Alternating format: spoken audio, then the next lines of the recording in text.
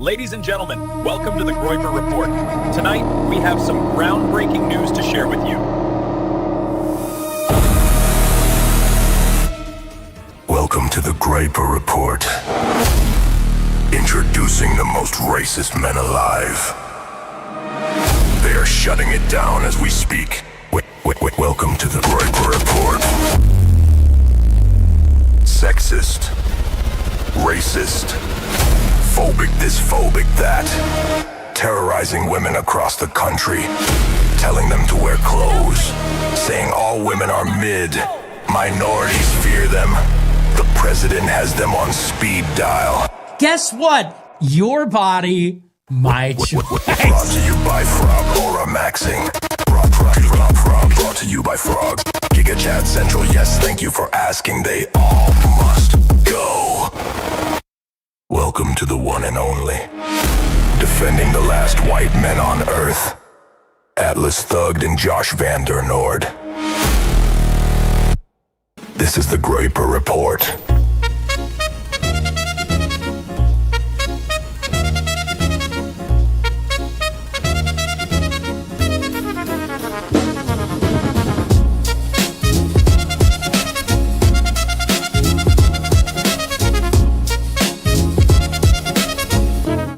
Ladies and gentlemen, welcome in to the Groyper Report. I am your host, AtlasThugged, aka Aaron Shepard, and I'm joined by my co-host, Joshua Vandernoord. And we are the one network not afraid to say Christ is King. And I hope everybody's Thanksgiving went well. Hope everybody was safe. Hope everybody had a good time, first and foremost. And yes, unfortunately, we are still owned by Jews, the whole world, actually, at this point, at least America is. And we're fighting back against that, but we have a lot of good stuff in store for you guys to get through. Kind of an up and down week. Good bits from Nick's show, good bits from Nick collabs with Jack Neal. And we also got a collaboration with Bradley Martin that I wasn't expecting, but I don't believe it's aired yet, so we're not going to cover much from that. But the Groypers are ascending, the Groypers are taking over. And like Nick said on Tuesday, we have to be a fist. We have to be a very tight-knit unit. So without further ado, Josh, anything to say before we get started here? What's up, guys? Yeah, I'm recovering from a bout with sickness myself, so bear with me. Voice might be a little raspy, but I am super excited for this week's edition of the Groyper Report because who doesn't like to say I told you so? We got a little bit of that in there, and we got a lot of good news. And actually, I don't want to take the point away from you here, Atlas, but you mentioned on your video, not your stream, but your video about the Jack Neal interview. I thought this was throughout the Meteoric Rise, this was Nick's best interview yet. So I'm very excited to talk about that. Yeah, I thought it was too. And, before we do get into everything, obviously smash the like button, subscribe to NAV Creators, the new American vision. And as long as you can handle and stomach Zeb Boykin, I know that's a little rough for some people, but we love him around here. No, I'm just kidding. We got to send friendly shots around here. John Ward as well. Make sure you guys subscribe to everybody. I know KinoFlex has recently been brought in with the new Real Talk that Josh Vandernoord, John Ward, and KinoFlex did on Thanksgiving. It was a pre-record, right? Yes. And it was good. And we're adding shows as we continue. And that's kind of been the goal here, is to get obviously 7 days a week, 7 different shows rolling, but also to continue building on that. So definitely support us, and we appreciate your guys' support with that too. And obviously Christ is King. But we're going to start with Monday. And Monday was probably the most status quo day of the entire week from what we know about America First. And this was one of the days where he took the day off for the show and did a collaboration with Jack Neal. Now, I had said this in the video when I had covered them, that who is Jack Neal, right? But then you click on the guy and he's got 3 point some, whatever million subscribers. And I kind of sat and thought to myself, as Nick's kind of done these collabs, there's a couple people where he's done them with or been up for, up to bat, maybe possibly he would host them. And I'm like, who are these people? How does someone get 3 million subscribers and I've only heard of them today, right? It's like, to me, I'm like, the algorithm is real. But yeah, what were your thoughts on the Jack Neal interview? Well, first off, it was just from a cinematic point of view, it was a very good looking, visually good looking interview. I liked the aesthetic of them in the warehouse sitting across from each other at this long table, but also, this was kind of the interview that kind of got into what Nick Fuentes is about rather than who Nick Fuentes is. I mean, he's done like probably 20 interviews in the last months, and they all ask the same questions. So Right. this was kind of which funny enough, he actually mentioned that this interview was recorded even prior to the Tucker Carlson interview. So it was kind of a breath of fresh air to get this one at this point in time. Yeah.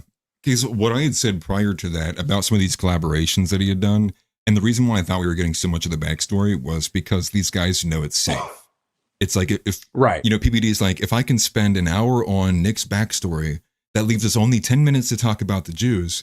And then I can say I had Nick on and I'm like, I'm back in the crowd. It's like, look at me. I'm not afraid of censorship. And that's kind of how I took it from some of these people. Jack Neal less so, but Jack Neal also had on Candace Owens and the Tate brothers and other people, I believe, like Clavs as well, Myron Gaines. So he's obviously not afraid of the the content behind it. And I'm not sure really where he lies. Do you know much about his kind of political leanings, or really anything beyond that he interviewed Nick? No, I've heard of him before, but very, very sparsely. And from what I understand, he is like he's basically kind of the non-political baseline Zoomer, which is someone who's okay with saying, I don't know, I don't want to get us in trouble, but like what Tucker Carlson said, the F word, and a couple other things along the way. These young men, they're kind of tired of the liberal status quo while not being full-blown political figures. Yeah, no, definitely. And I think as long as we're referencing, this is a big political figure did say faggot, like this is a news reference, right? This is a thing that happened, and that's what we're going to refer to later.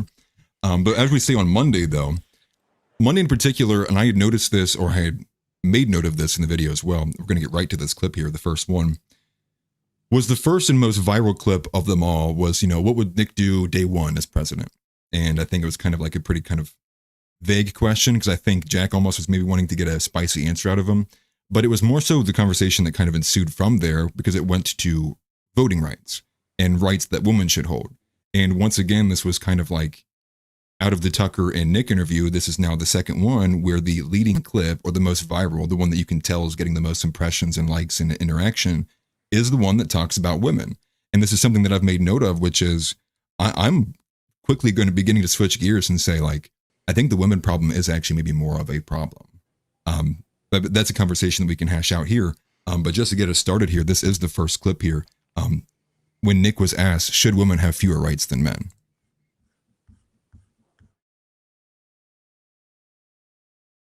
Generational run, a nigga is tired. This has been a marathon, and I've been running like it's a sprint. Your boy is tired. We're going to do the show for the remainder of the year. Then we're going to bring it in for a landing. I'm going to take a vacation. I'm going to come back 26, ready to go.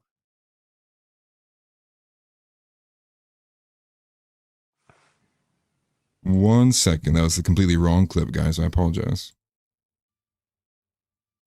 I forgive you. I hope so. The computer is messing up on me, actually. Uh-oh. Have the Jewish space lasers found you, Atlas? Yeah, it's sorry, I apologize. It's glitching out my back end here.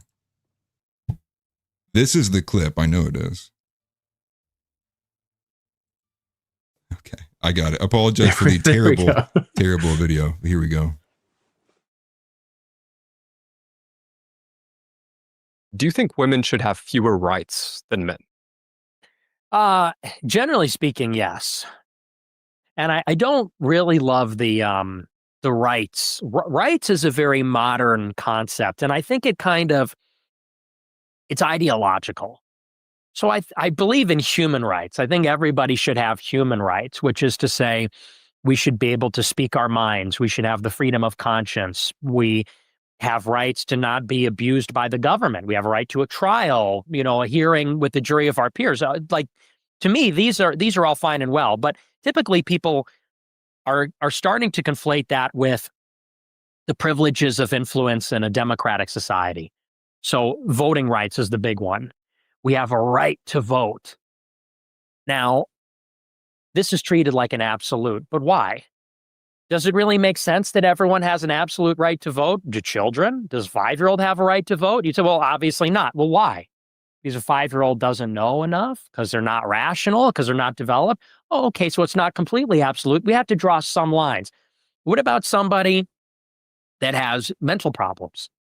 That person should, like a schizophrenic person, have a vote? Uh, Probably not. Maybe not. I would go further than that. When you look at the founders and the framers of the Constitution, there was only one office that was directly elected by anybody, and that was the House of Representatives. The president was chosen by electors, and the electors actually made the decision. It wasn't a vote. The Senate was chosen by the state legislatures. Out of all the federal government, the Supreme Court, the president, the Senate, only the House was actually elected by voters. And who voted? Well, it was landowning, propertied white men. Now, I don't know that I would go back to that, but the idea of it is that we don't want to actually have mob rule. We don't want to live in a society where it is just subjected to the passions of all the people put together. Because if that happens, society might change too rapidly. Society might be given to the mood of the moment and do something rash that might undermine the foundations of society. And so when you look at something like voting rights, I don't actually think it's a good idea, let's say, for a husband and wife to be voting against each other in an election. I think that kind of gets away from the society we want to have. Generally speaking, though, I do think that women should have rights in general. Yeah, the word rights is very weird because it's, from a Christian perspective, it's like, oh, you have the right to have an abortion, and Christians see that as murder. So it's like you have the right to murder. I don't know. It's like not all rights are good for you necessarily. And there's also the whole thing about, I think you had to serve in the military. Originally, that was like the original reason for a vote. Maybe not in America, but in other countries. Is that the case? Yeah. So, well, because, and a lot of it, there's like a deep conversation about that. But the idea is if you're going to be conscripted to fight in a regular army, in a standing army, then you should have a say over what your government does. That's a big reason why they lowered the voting age to 18, because if you could be drafted, you should be able to vote. But we just now have this universal suffrage. I think it's a horrible situation. And that's kind of where we're all at now, is I think most people know the system's broken. I think even if you were to just look at voting by itself, you go, it's broken. And the question does come to be, well, then who should be allowed to vote? And what should those grounds be upon? And sorry to take the hat off, it's way too tight. I think the next thing I would pose there too, and I'll let you go, Josh, is, for one, the idea of husbands and wives voting against each other is just like an insane thing. Like, just stay home.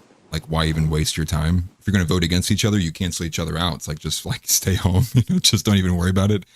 But also this idea that you need to have stake in the game. And that's why I'm opposed to the civics test, because just because you can answer questions about the history of a nation doesn't mean that you have stake in it. And so I'm kind of curious where your thoughts are at with this. No, absolutely. And I mean, to me, it's ridiculous to even have this conversation. Like, well, why would, a husband votes for the whole family? Well, what if his wife disagrees with him?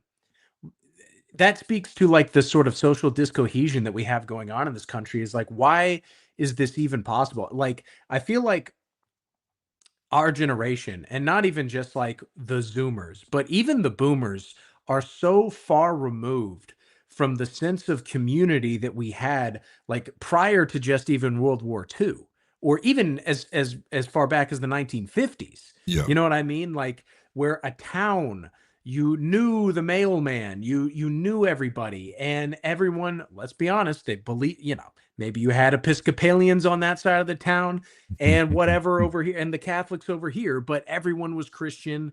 Everyone, dressed nice when they went out. And basically, like, with the problem with this diverse nation is it's not even simply diversity of ethnicity, but diversity of ideology within the home.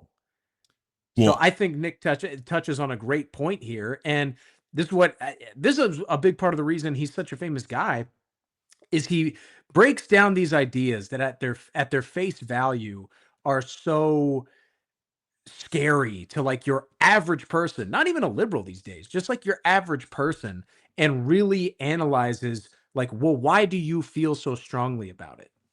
Right. Well, and this is kind of crazy because how expansive this can go. But to hone in on your point there as well, like, how did we get to a point that families so often find themselves completely split down political lines. This was almost like, prior to that, it wasn't as nearly a big of an issue. You kind of saw it with revolutionary, but I think that's a different time with the founding fathers. But that is kind of the point. And I say this all the time, when politics became taboo at the dinner table, it's like, everyone's cooked. Because what you have is people going, well, it's better to have this kind of, fake or quasi sense of like we're all together, we're all unified, but quite literally, like what we're voting for as a family is like the sisters voting for free abortion access and socialism, and you have the sons voting for just Republicans, status quo GOP politics. And at the end of the day, it's like when push comes to shove, it's like you probably wouldn't see eye to eye on a level that you would need to be. And what I think is bad is you have a lot of guys, and I see it in men mostly, they've kind of given up, where it's like they're not going to try to even begin to proselytize to their wife about like how they should think and feel in politics and not. And part of that is like, I'm kind of curious what you think too, because I have some ideas, but why do you think so many guys kind of gave up trying to win over their wife in terms of like ideology or like alignment with them? Because of pussy power. I mean, it's quite simply these men are henpecked, and women have been basically allowed to be let off the hook for decades now, and they've become rabid animals. And the thing is they know that if they find a guy that maybe they're attracted to, maybe or whatever, but like disagrees with them in any way at any point during the relationship, marriage, dating, whatever, they have absolute power over this man because of the system we live in. I mean, we've talked about family court on this show a little bit before, and on the Founders Show and other shows on the NAV network, how basically a woman, and Nick even brought up a specific example of a friend of his where some woman didn't even, a friend of Nick's, some woman who didn't even know that friend just walked up, just like approached him and was like, he knew he was rich, and he was like, give me $100,000. I'm going to say you raped me. Like, they have absolute power these days, and it's completely unchecked. And a lot of men, they're henpecked because even in their own homes, they can't talk about this without it causing problems there in the house. Right. I guess the way I see that is like, I couldn't resign myself to that kind of hell. Like I just couldn't. Like I would never be that person. It's like we're either going to have a very ugly kind of breakup because we're going to be arguing all the way through, or it's like, or you're going to be convinced by me, because I couldn't exist like that. And I guess I don't understand it because I've never been like that. And I've had, like say like I've had relationship issues, but part of the reason why I think me and my wife kind of sometimes can get angry at each other is because like I won't let it go. It's like we need to be unified as a family. It's like we need to be on the same page here. And it's like I'm willing to have that fight because it's more than just like I need her to agree with me. It's that I need her to be on the same team because we need to be on a team together as we raise this child. And this child needs to have a strong sense of this duopoly here of the parents, the team. They both agree, they're together, and there's a gendered element to it. Here's the group parts of the dad why he agrees with it, and here's the parts of the mom why she agrees with it. And you need that, because if you don't have that, you don't have anything unified, you don't talk about anything, well, then it's no wonder that the random 6th grade, school teacher is grooming your child. It's no wonder the internet is grooming your child, because you're deciding you don't want to teach these things to your kids, so everyone else will, i.e. like the problems that we see more often than not. And it's kind of sad too, because I think a lot of people just find it easier to do that. And I think some people actually tell themselves that's the right thing to do. And I think that's super nefarious. It's just better that we all get along than actually worry about like our deepest and our desires and visions as a human being. Happy wife, happy life. Right.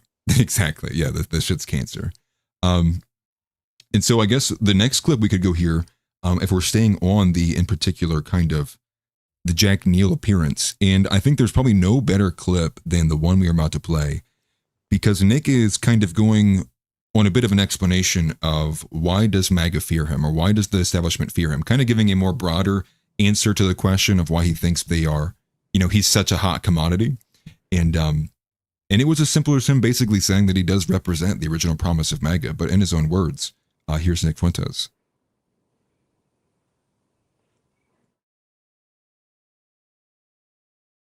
Vice President J.D. Vance says that you're a total loser, disavows you, and you're not part of the MAGA movement. Do you think they're embarrassed by you, or do you think they're afraid of you? They are afraid of what I represent, which is what has happened with MAGA. It started out as a revolutionary movement. What was the message of MAGA? It was America first, Americanism, not globalism. And deeper than that, Trump said, when I get elected in 2016, he said, we are going to throw out all the super PACs, all the lobbyists, all the global banks, the global special interests. People forget how radical that first campaign was. And then immediately, once Trump won the election, all the interests came in. The Republican Party filled the White House with their personnel. The special interests like Sheldon Adelson, like Ken Griffin from Citadel on Wall Street, all the interests poured in, and they gradually and slowly captured Trump, Mar-a-Lago, MAGA, and they made the Trump movement serve the GOP and their special interests, such that by 2020, Trump was unrecognizable.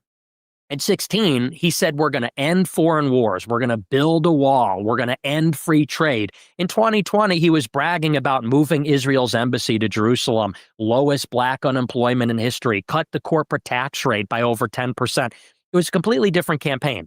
And what I represent, I not only represent the young people, but I represent the actual promise of the original Trump revolution, realizing America first, Americanism, not globalism.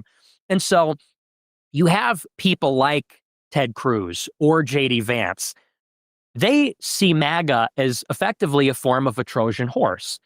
It looks like and is dressed up like something new, something different, something unconventional that actually challenges power.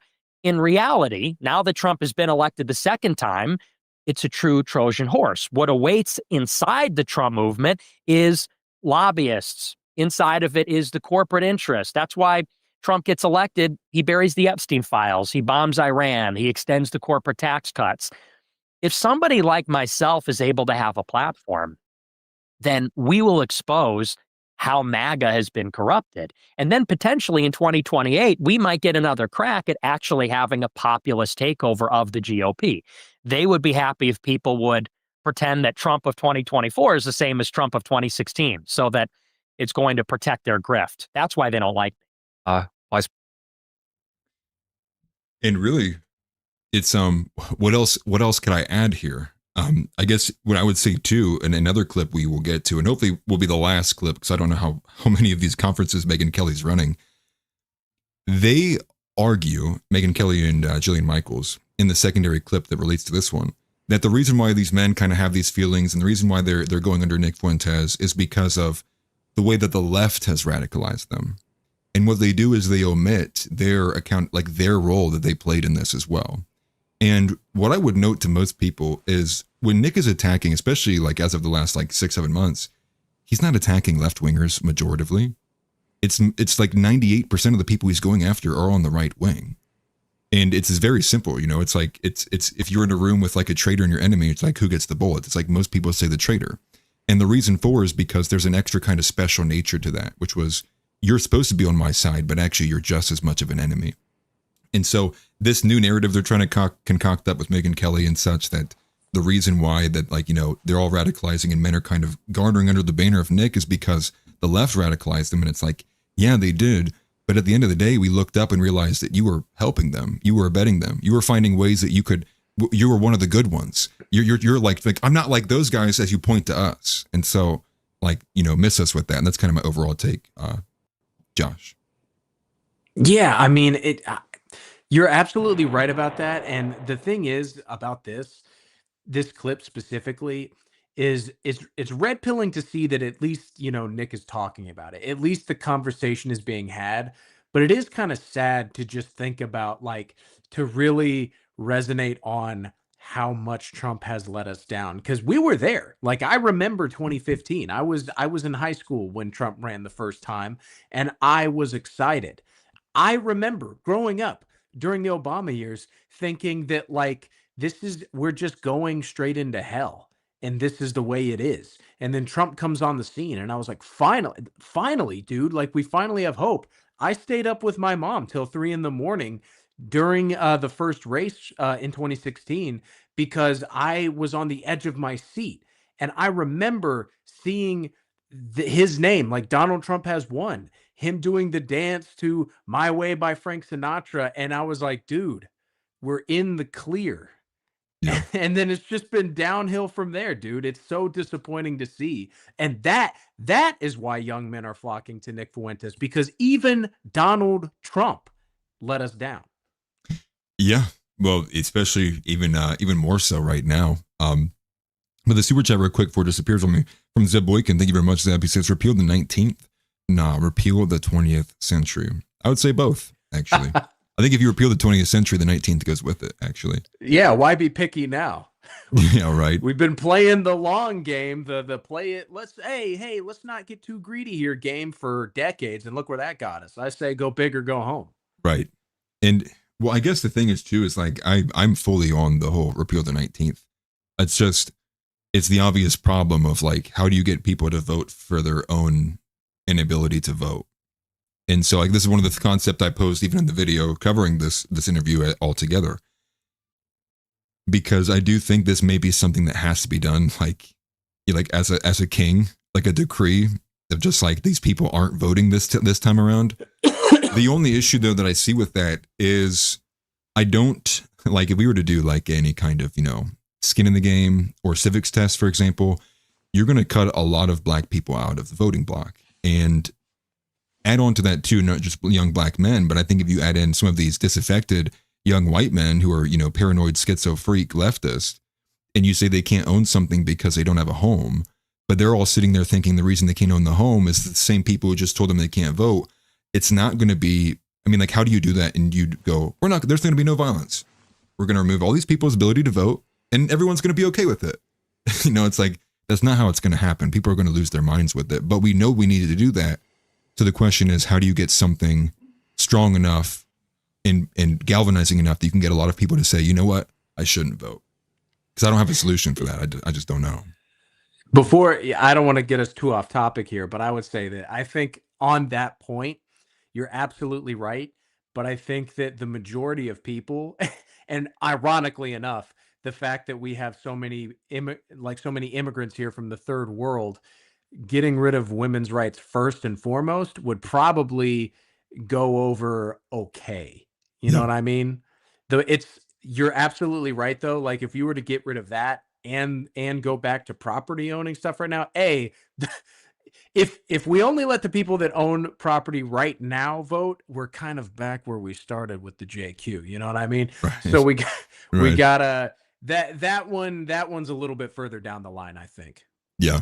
And it's not even just to say too, like that woman voting is like the problem, like solely. It's like, it's like one huge element of it, but it's also just as bad to have like Marjorie Taylor Greene be in a position of leadership. It's just as bad that Megyn Kelly has the position that she has. Now I would say Megyn Kelly and people like Candace Owens, I would prefer that's probably closer to where they should be, not near levels of power, but like a voice, it's like, I guess that's better than Marjorie Taylor Greene, who actually is in a role where she shouldn't be. Because we see the end result of that, right? It's the crash out. And like I said on stream a few days ago, and it's funny because I think Nick backed me up. I don't know if he said this specifically, but she's going to be on The View. Mark my words, she will take a role on The View. Because if you remember, it was like a year ago, they had put out the thing saying that they need more conservative leaning voices on The View. And I don't think they've added anybody since then. And Marjorie Taylor Greene, I think getting attacked from all sides, may just back up in a corner and go with the sisters who talk gossip and shit. And that'd be where MTG goes. And then she'll start talking shit on Republican men. And she'll follow Wary's Law, as it was, because women will always become that. Do you ready to move on to Tuesday? Or go ahead. I was going to ask, like, I'm following your lead here, buddy, but did we want to kind of go into the MTG stuff now, or do we want to just keep pushing forward, like, through the days? Probably might as well go to MTG, since we just talked about it.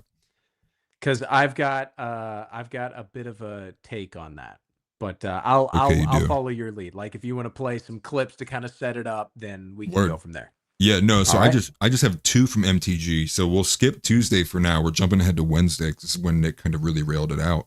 Do you want to give your take before or after we play the clip? I'll go ahead and give it right now, I suppose. So basically, with the whole MTG drama, aside from Nick's take on it, which, I'm pretty sure you can all guess what it's going to be. I wanted to ask you, Atlas, did you see the Andrew Wilson debate with that girl, Charlie,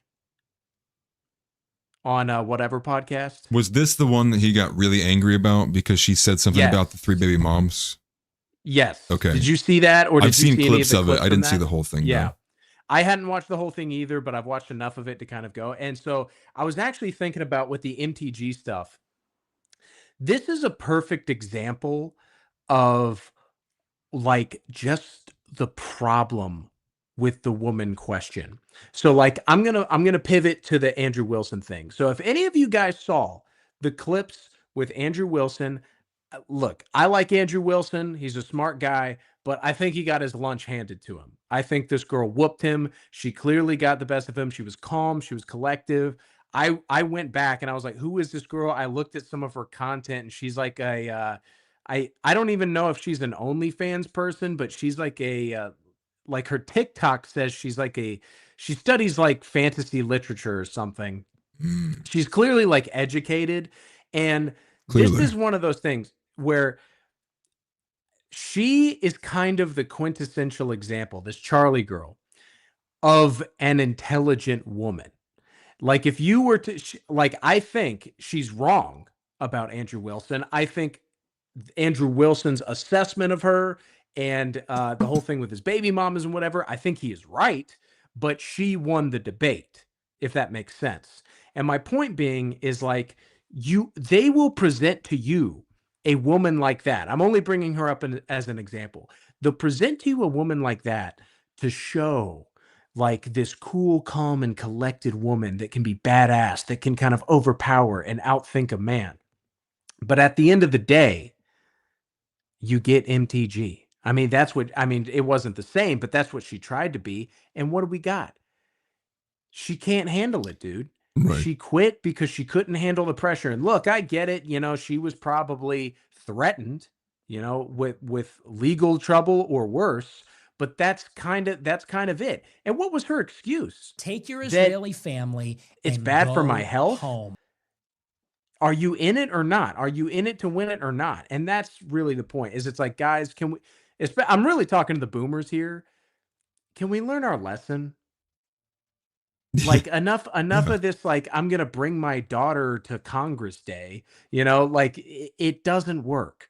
And that's the nice thing in hindsight. So when we basically enacted the 19th Amendment in with the 1920s, it was like Sioux Falls was like early 1900s. Yeah. Yeah. So it's like, okay, this is the first time remotely anything like this has been done in human history. Let's see how it goes. All right, well, it's 2025. We have the benefit of hindsight. Not a great track record, guys. Let's reassess the situation and move on. But anyway, that's kind of my take on the matter. No, right. No, and I agree. I guess if I was to sit back in, because I don't know much about the Andrew Wilson thing. Although I would agree from the clips that I saw, it did look pretty rough for him. I mean, just from a very shallow observation, not really knowing much of what was going on in the clip. But but this is kind of the thing, right? This is kind of the whole optics element, right? And just a moment on Andrew Wilson, right? Which is if you pose yourself as this over masculine guy, alpha male, telling men how to structure their lives, what women to look out for, not to chase these women, not to do this. But then people look at you with a microscope and they see that you're with a woman who has children with multiple fathers. It's like, so who are you to really be anybody to say, right? Because clearly you're making it work with somebody in a lesser situation, right? And so it's like, it just doesn't make sense. It kind of becomes a little bit incoherent. But I do think what he says largely is all overwhelming correct. It's just the optics do matter a lot, because for somebody who doesn't think too hard about something, they see something on the surface that seems hypocritical, they'll write the whole thing off together. And I don't think necessarily that people can't be reformed. Like, I don't know him or his wife, but like from what I've seen of her, she seems like a decent enough lady. Yeah. I'm not saying that all women who have children out of wedlock are demonic for the rest of their lives. Maybe that is the catalyst that truly brings them to Christ. Who knows? Who am I to judge? But I just think from an optic standpoint, she was cool, calm, and collected. And I think the kind of calling people idiots and retards that works on dumb idiot, retarded whores. He didn't just, this is kind of an aside, but he didn't really change up his tactics to deal with this girl specifically. Right. No, I was just saying more so like from somebody who might not know much at all, right? If they don't know much about Andrew Wilson and they just think like he's a red pill manosphere guy. He's like, I don't take no for an answer. Virgins only, 18 years old. And then they find out about his backstory. They're like, just on the surface, they'll be like, oh man, he must be a joke, right? Or he's a complete fraud or whatever. Not saying that I think that, but I think that's an easy kind of, something to step into. For MTG in particular, I guess I would pose this too. I think a woman who is smart and who I would classify as intelligent would be nowhere near politics because they'd be smart enough to know they weren't built for it. So like, I think there's kind of like this slope, you know what I mean? And I'll get to the super chat here in a second. I apologize. But it's like the women that you see in politics are like the midwits. They're the MTGs, the Jasmine Crockett's, the Anna Paulina Lunas, the Caroline Levitts. They're like, they think like they're doing the boss girl and they can do it. And it's because they're the ones that are dumb enough to buy the propaganda. But what you don't see in office is Whitney Webb, right? You don't see women archetypes like Whitney Webb in there at all.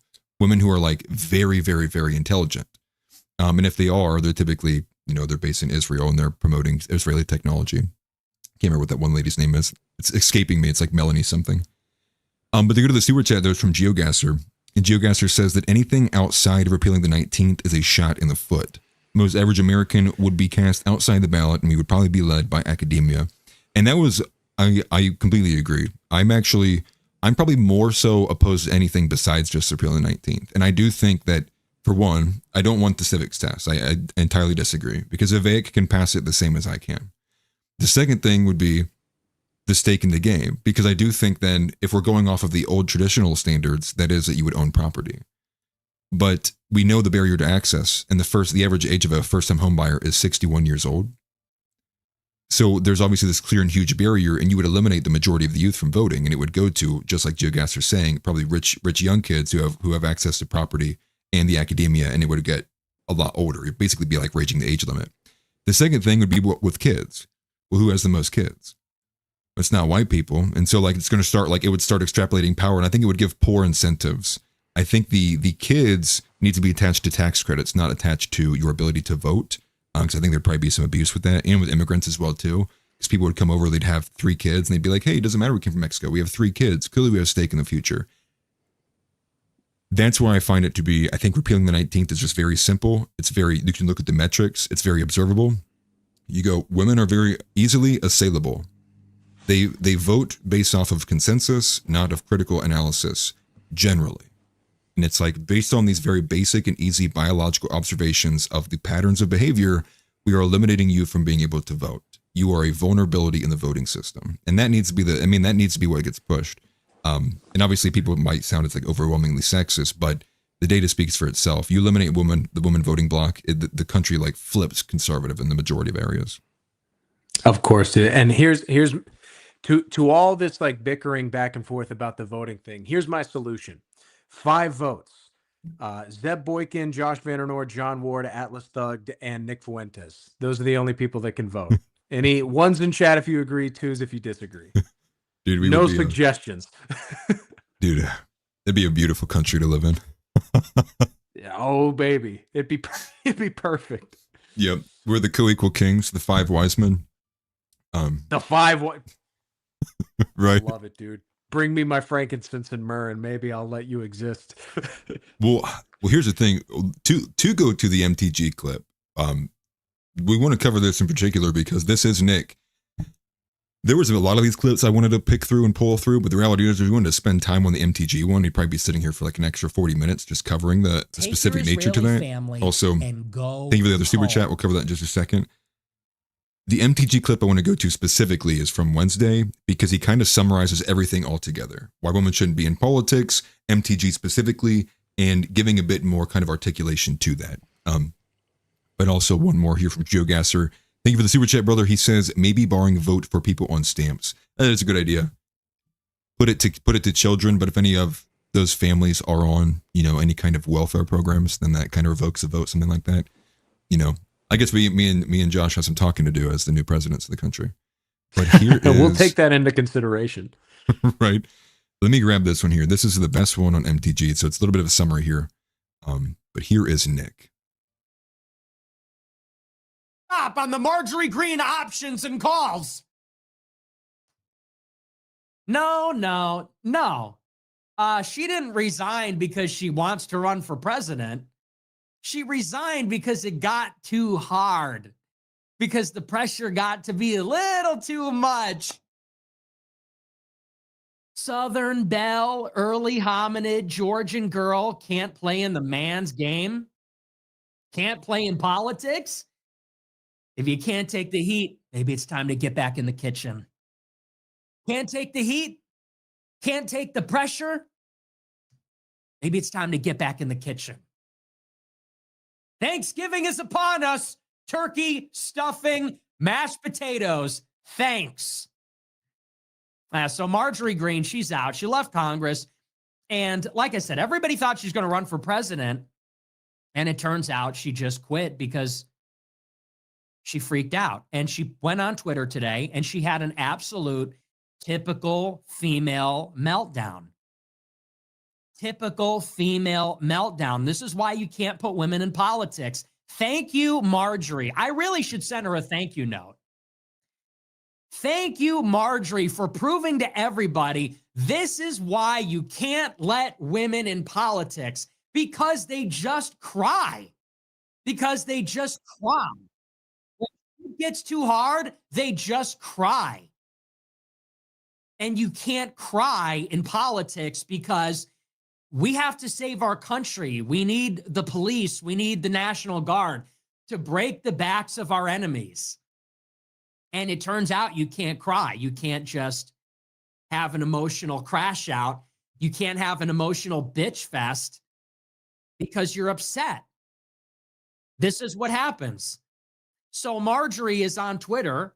Mike Cernovich, who I don't even like, left her a very innocent reply. He said, you should have continued and served out your full term. You should have finished what you started. And Marjorie launches this big screed. She says, well, I should serve out my term. Why don't you run for Congress? That's what she says. You should get off your ass and run for Congress. I've been fighting so hard. She goes and she says, well, what do you want? You want me to die like Charlie Kirk? Is that what you want? You want me to get killed like Charlie Kirk?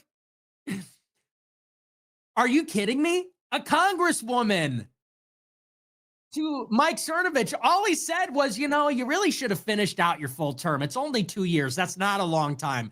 2 years? You're halfway through. Just, hey, run through the finish line. Run through the first baseline. He said, just finish. She goes, why? You want me to get killed? Why don't you get off your ass?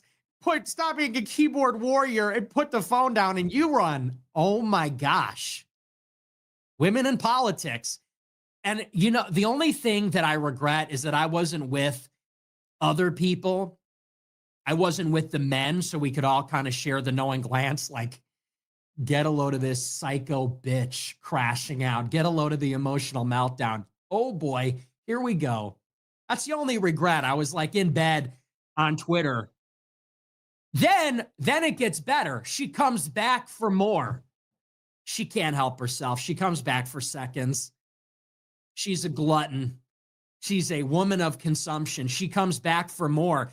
She quote tweets her own tweet, her own crash out on a different account.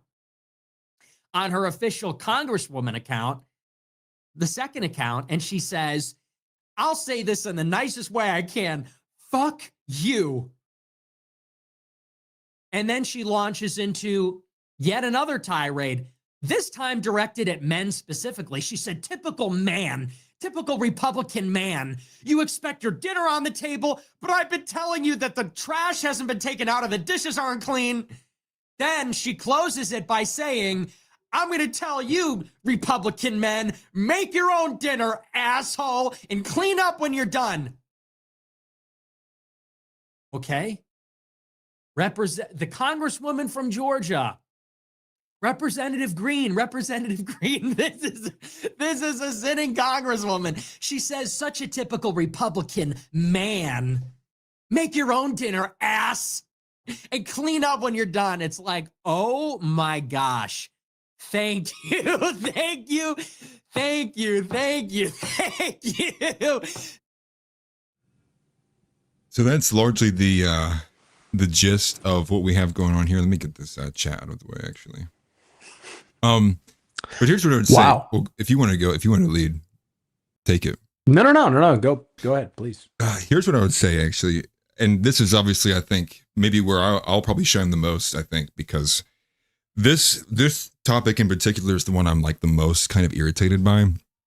And so I would say this: there are two types of men. There are men that are capable, and there are men that aren't. And that's really kind of the dividing line on this question in particular, on this issue of women.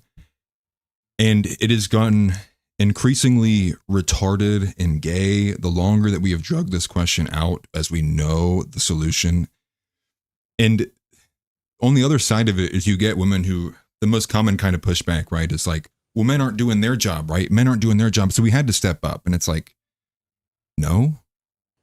The answer to solving a problem isn't inverting God's natural order, right? It's not going, I know what it says here, what I'm supposed to do as a woman, but like, it looks like what's happening in modern days, I need to do something different than what it says here in the holy text. It's like, no, not at all. And I would actually even argue so far as to say that the people who can't say that women don't deserve to vote, that women shouldn't be in politics, like, you're no different than someone who's like pro-trans.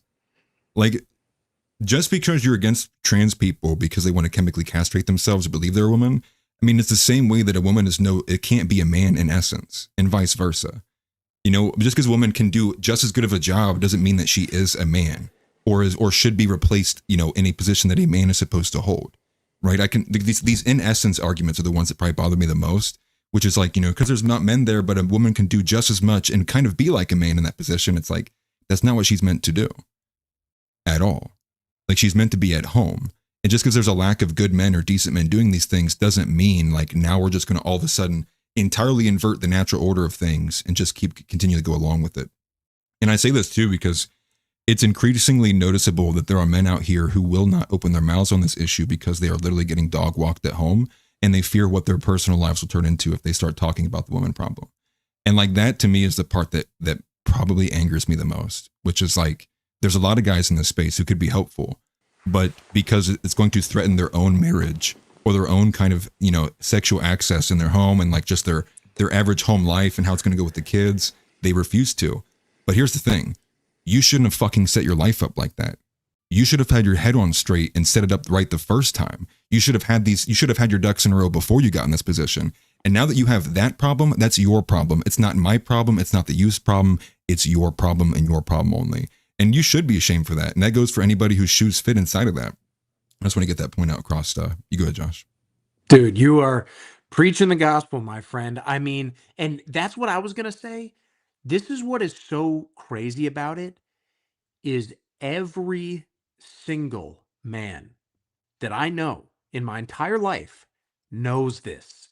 We all know it. It's not even like the JQ. It's not like race realism where like a lot of people are on the fence or just straight up not convinced, which I get. Like, no.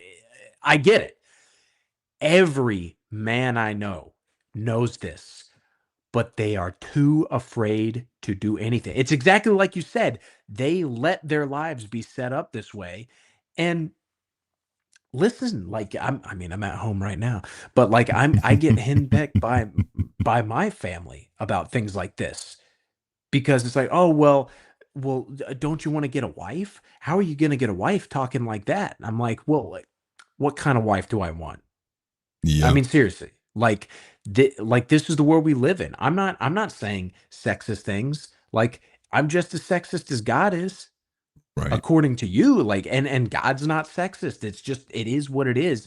That's what's so frustrating is it's like, we all know this, but everyone is too afraid to say or do anything about it.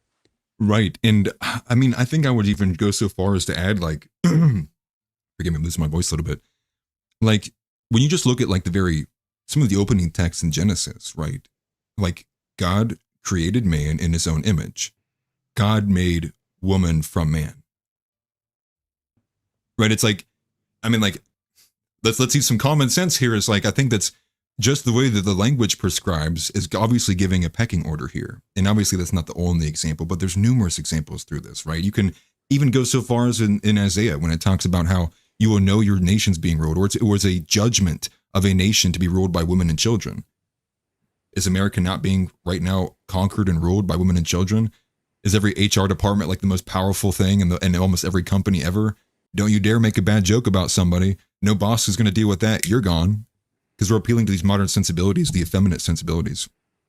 And it is just like a massive problem. And I don't say that because I want people to feel bad. I say that because I don't know how we get here without butting heads like very contentiously. And to your point, this is something even, inside my own family, inside my own personal life, I've had to actually bash heads with. And let's take this for example, right? You go, say there are some problems, right? And the guy's beginning to kind of like get into this Christian nationalist sense. And he's he's waking up that his old kind of Republican worldview is bad. And he's reading and he's like, you know what? It does say right here how women should behave. And it does. And he's looking and he's going and he's like, wow, okay. I see everything. This does make sense. And it starts to make some problems at home because he's telling his wife, he's like, hey, I think when you do this, like, it's very disrespectful. You should not be doing that. You should be listening to me when I say these things to you. And like, now she's like, full blown, like she's probably angry with him and arguing with him. And so someone from the outside family is going to step in and they're going to go, hey, you guys maybe need to step into some therapy. And then the guy's going to go, well, I mean, like, what kind of therapist? Therapy is kind of gay. And it's like, they're like, oh, so you're one of those people. And it's like, well, I mean, like most therapists you're going to go to are probably signed on to the DS5, which means they agree with trans people. I'm like, is that somebody who's going to tell me something real about my marriage? Are they going to have Christian values? And then even if you sect it off to that, you go, okay, we're going to get a Christian therapist. And it's like, yeah, but what kind of Christian therapist is he?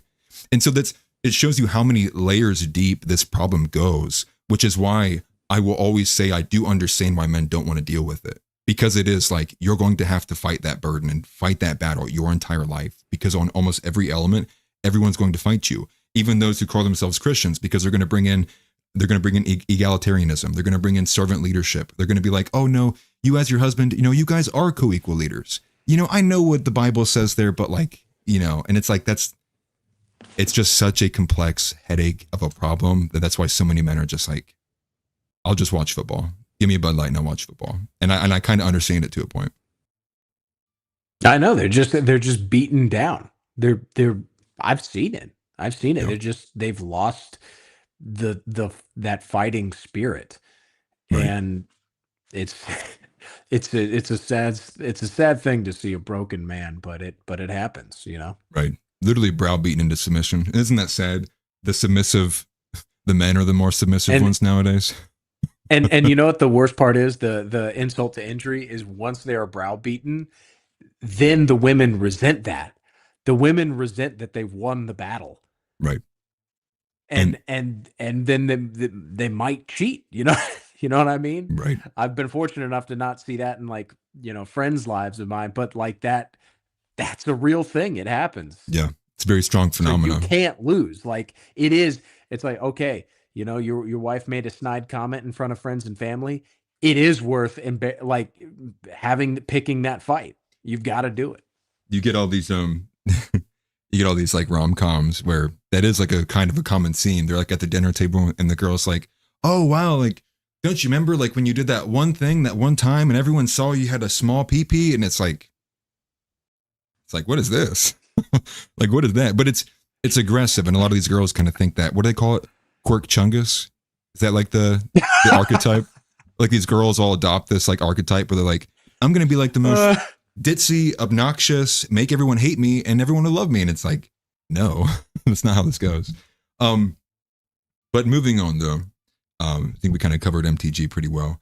Going back to Tuesday though, I think in particular, there was a couple of funny bits actually. Tuesday didn't have much substance to it besides the Tucker Carlson element, which is kind of going to be the running theme. So Josh, if you wanted to begin opening up on what the kind of running theme with Tucker through this week was. Yes. So I remember, and we talked about this last week. God knows how much I hate to toot my own horn here, but right. Here on the Groyper Report.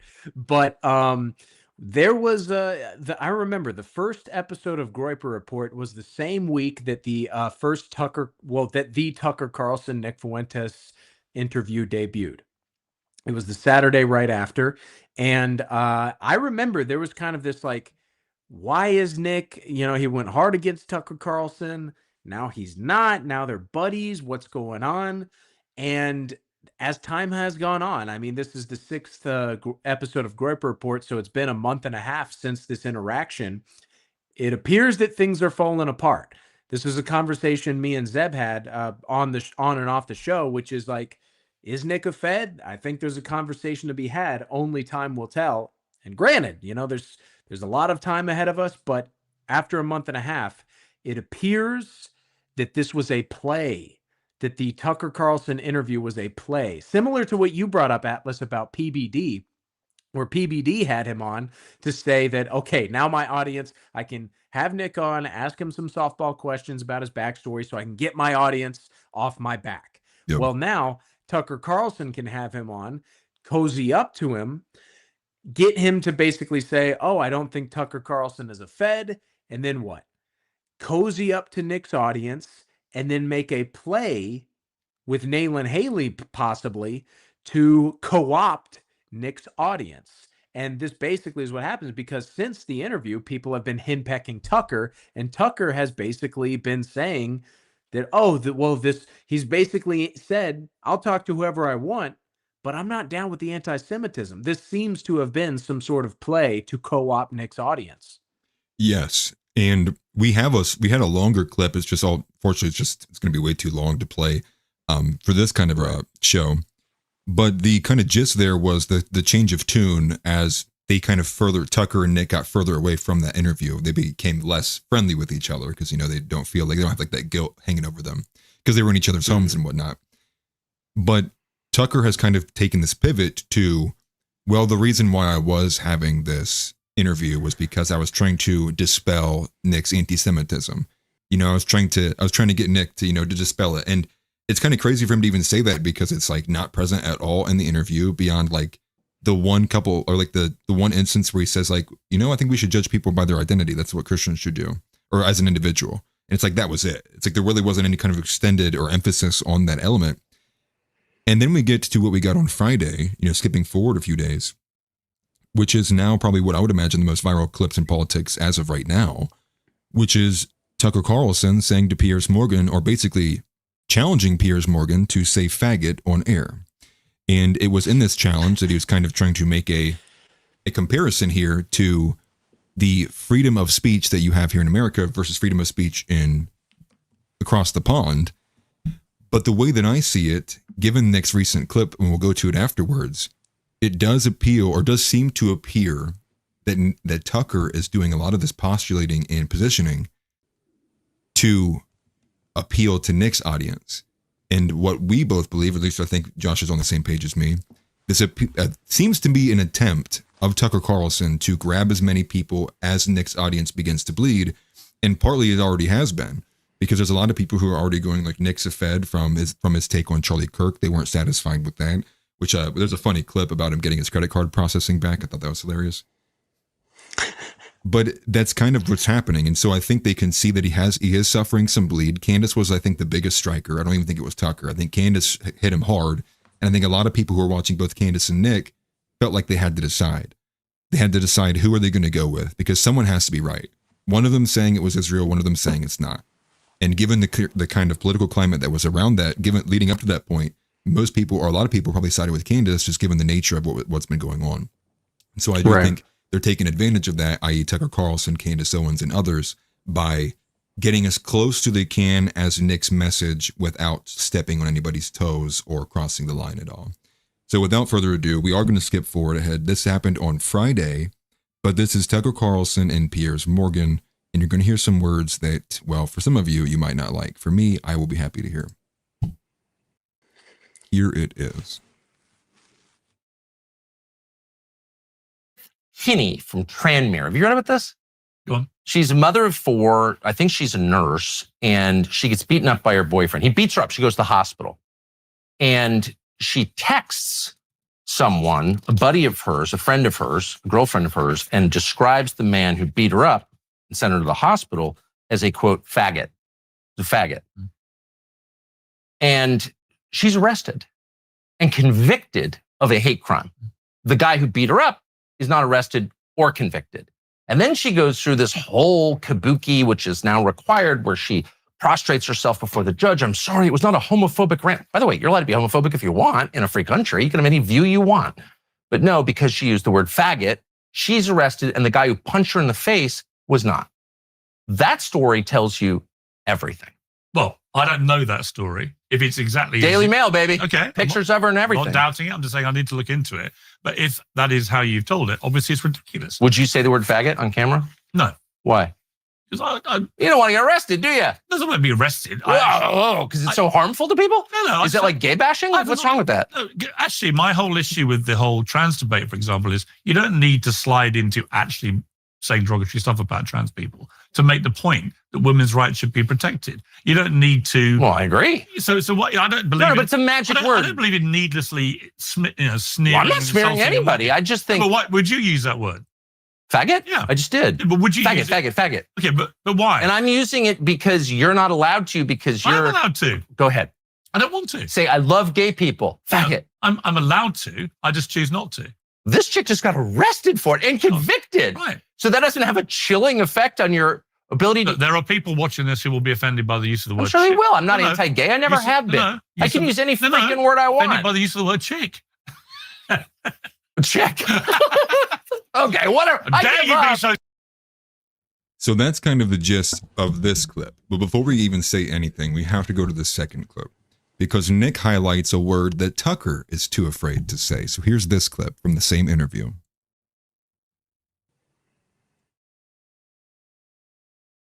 Hold my hand. We're going to say faggot together. You ready? No, we're not. Do you say gay and retard? Huh?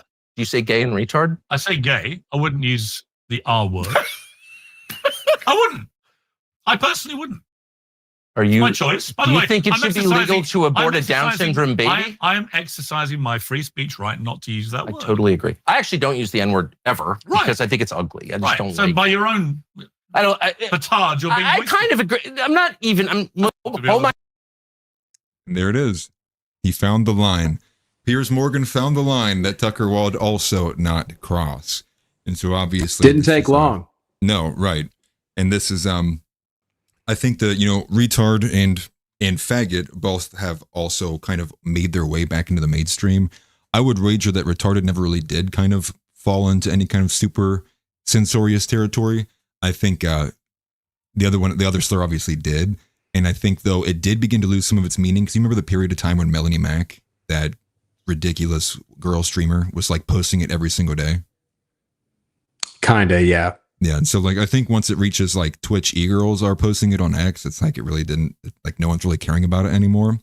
The N-word obviously has been relegated to the depths of society, so much so that the majority of people in this country think that if you say it, you utter that word, who cares? You can get beaten, you can get dragged through the street, your kids shot at, your home blown up, dude, whatever. That's where people are with this word. And I do think, though, as we're going to go to this Telegram post, we can keep talking, it's not a clip or anything, but this was Nick's full thoughts on the exchange via Telegram. So let me change this here so everyone can see it. But go ahead, Josh, give me your take as I get this ready. Yeah, I mean, clearly, to add to the point that we're making about Tucker Carlson co-opting the right, this came out of nowhere. I mean, Tucker Carlson would never have said this when he was on Fox News, and this was the take. Is now, first off, Tucker Carlson has firmly established himself as a phony, and Nick has pointed this out. I mean, we criticize the JQ, we criticize Jewish power, but with Tucker Carlson's critique, his interview with, what was his name? Ted Cruz. He showed that Tucker Carlson is a baiter. He was basically baiting and trapping Ted Cruz to catch him in a contradiction. And this is what Tucker Carlson does. This is textbook CIA training to get people to corral them, so to speak. This is what Zeb has said on Outside the Overton, that what Tucker's doing is he sees the way the wind is blowing, and he is going to horseshoe. He is coming around. He is getting ahead of it to stop it before it gets too far. So he'll say faggot, faggot, faggot, but he's not going to say the N-word because, whoa, that's not in the CIA handbook. That's a step too far. Right. And I think the reason it's pretty obvious. And I think the only reason that you wouldn't say that too, because what even is the argument there from Tucker, right? What argument is there that he has that he would separate, the other slurs away from and it's obvious. He's trying to cozy up and position himself as close as he can, inside of what's safe. And this specific Telegram post, I think the one most specifically is probably the second one here. Can you see my cursor? This was the second one here. Just read it off for you. He says there's nothing brave or edgy about saying faggot or retard, obviously. Those are like the two slurs that never really even became unacceptable. And what is the message? It's okay to offend disabled and gay people, but not blacks? Why? It's so tempting. N-word is an ugly word that you should never say, but retard is hilarious. And also, we actually love gay people. But we're saying faggot to trigger who? And so I think that's kind of like the takeaway here, which is there's still obvious groups, interests they are wanting to protect. And this shows again just how controlled this overarching control element of these people in these spaces, like Tucker, like these bigwigs, like the Mark Levins, like the Daily Wire. And we're right back in the scenario where the gatekeepers have just so much power. And it's hard to say power, but they have so much influence. And given like what I said with Candace Owens, I think there are people who are, whether they're thinking about it or not, may indirectly be cozying up to Tucker just because because he did have the Nick interview. So maybe I'll give Tucker a chance to listen here. And that's how it happens. They kind of massage their ways into your feed, and you got to make sure you got to keep them out, because who's we? Oh yeah, exactly. And I mean, and this is like textbook what they do is they're friends with everybody. I mean, and Nick, he basically described how he wasn't very explicit in his description, but he's talked about how he was basically Tucker's team reached out to him shortly after he basically exposed Tucker Carlson for lying about his dad being in the CIA. They got together, they had lunch, they or dinner or whatever, and then they had a very cordial show. And the entire time, Tucker never insinuated anything to him. He was like, "Hey man, I just want to meet you.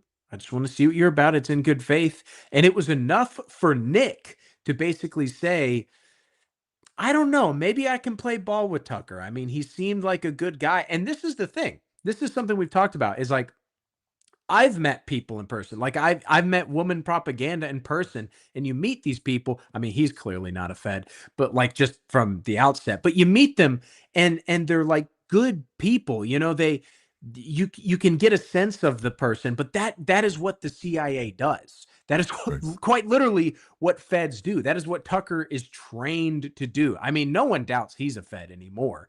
Right. And he's supposed to basically cozy up to you to get you warm.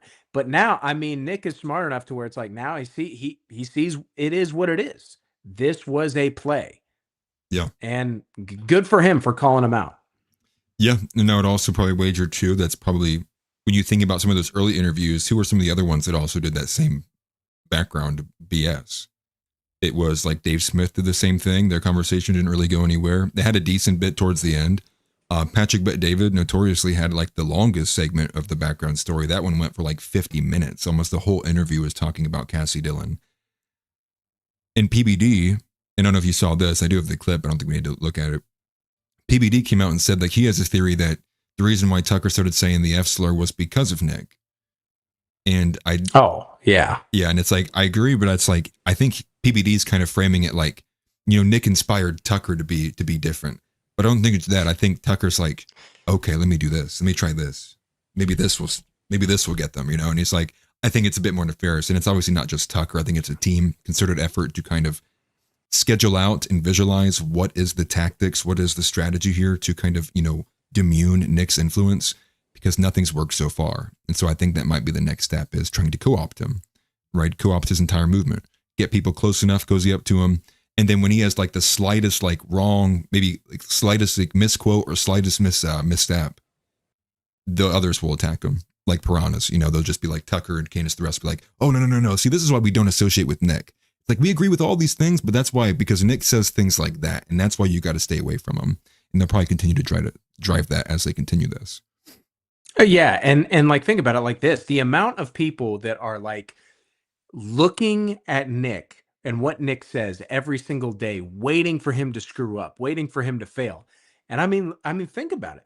Think about all the love that was lost with him for not jumping to Israel killed Charlie Kirk. Right. Like the amount of people that he can lose by doing something like that is tremendous. While Tucker Carlson, Nick Fuentes exposed him as a federal agent, or at the very least that he's lying about knowing that his dad was in the CIA. Right. And how much love did Tucker Carlson lose for that?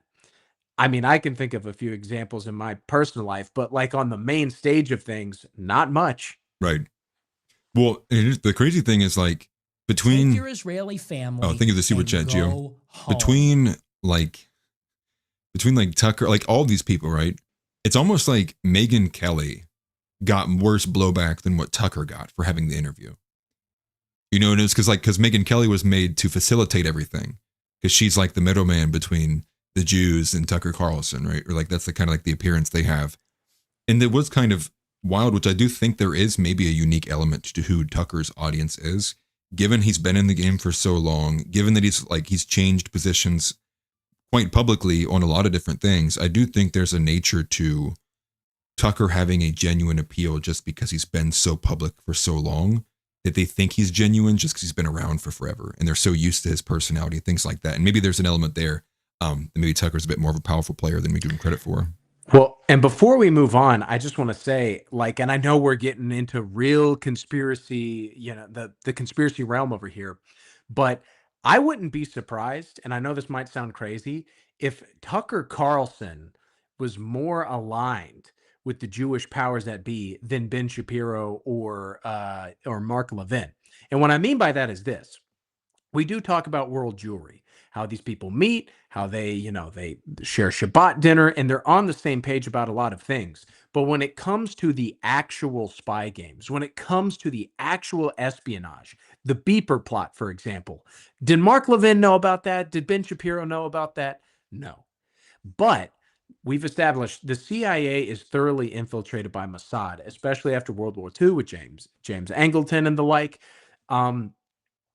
It actually makes more sense to me that someone like Tucker Carlson would be more in on the eighth front of Israel's war.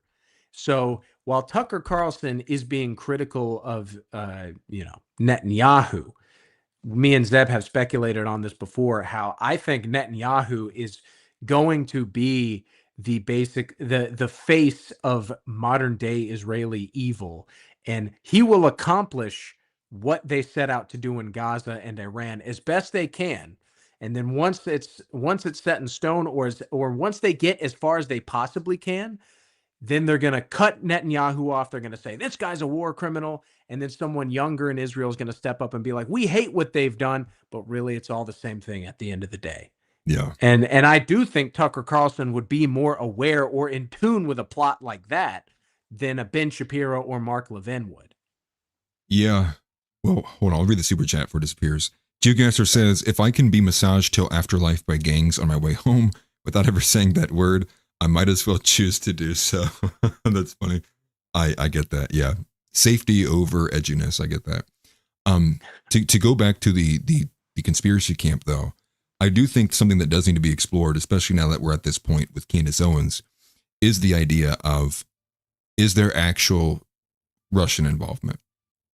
And I think, was it Noel Frisk who I was listening to with Zeb Boykin actually bringing back up the Tenet Media scandal that kind of disappeared overnight, which was, $100,000 per one episode or $10,000 per episode. I can't remember the financial amount, but it was, Tenet Media Group between like Tim Pool, Lauren Chen, Taylor Hansen, Alex Stein, maybe. I don't want to say too many names if they're not involved, but there has been this idea that Candace Owens has been a Russian asset. Right. And like given connections with like what she's been doing with the Tate brothers. There's also now theories that, well, what if Tucker Carlson's also in that same camp? And what if there is a level of foreign involvement to this? Not saying I've seen much or any really credible evidence that would be the case, but there is an argument to be made of, given just there is an abundance of foreign involvement here, and it's not just coming from Israel, like it's coming from a lot of foreign involvement, majority of it from Israel. But is there an element, is there credibility to the fact that maybe what we're seeing from Dave Smith, Tucker Carlson, and Candace is being done in an attempt to almost demean the organic movement in the right wing? Is it not just that they're trying to do it from a CIA position, or is what they're doing coming from outside the United States? What are your thoughts on that? That's a good point. You know, and that's one of those things where it's like, I know this might sound kind of blasphemous on our side, but there are powerful forces in this world besides the JQ. You know what I mean? Right. And there is something to be said about Russian foreign influence. Now, is it as stark and obvious and as influential as the Jews? I would say no. Right. But there is something like we have to be conscientious of a possible power vacuum once these other entities are kind of put into the limelight to a certain extent. I do think there is something about that. And obviously, I mean, Tucker Carlson, he quits Fox News, you know, he gets fired from Fox News. Then he goes on this tour. He's interviewing Putin. He's interviewing like the Georgian leader and like all these leaders in South America. Right. Yeah, no one, like, that's suspicious. You don't just do that. Right. Well, I've seen a few things now, you know, granted anybody can invest in anything, but now I've seen two different, I think there's another recent one, to take it with a grain of salt because I've not verified it, but I've seen another recent report that Tucker Carlson received like a $15 million investment from a Pakistani firm. And the only reason I bring that up is because who also in the dissident right received a major boost from a Pakistani firm. You know, do you remember that? I think it was on Monday. Like it was like Sam Parker, Elijah Schaefer, Jake Shields, Morgan Ariel, and a few other like bigger Intunes, some bigger accounts instantly posted almost all at the same time a pro gambling post about forbiggers.com. But when they tracked it through, it looked like it was being manipulated from the Costa Rica Android store, but it was being ran from Pakistan. And so I am kind of sitting here like maybe there is more to this foreign involvement from outside just Israel, you know, that maybe needs to be paid attention to. Not to say that to not pay attention to Israel, but I've seen some things recently that like has opened my eyes to that. Oh, absolutely. I mean, what basically our country has become an economic zone.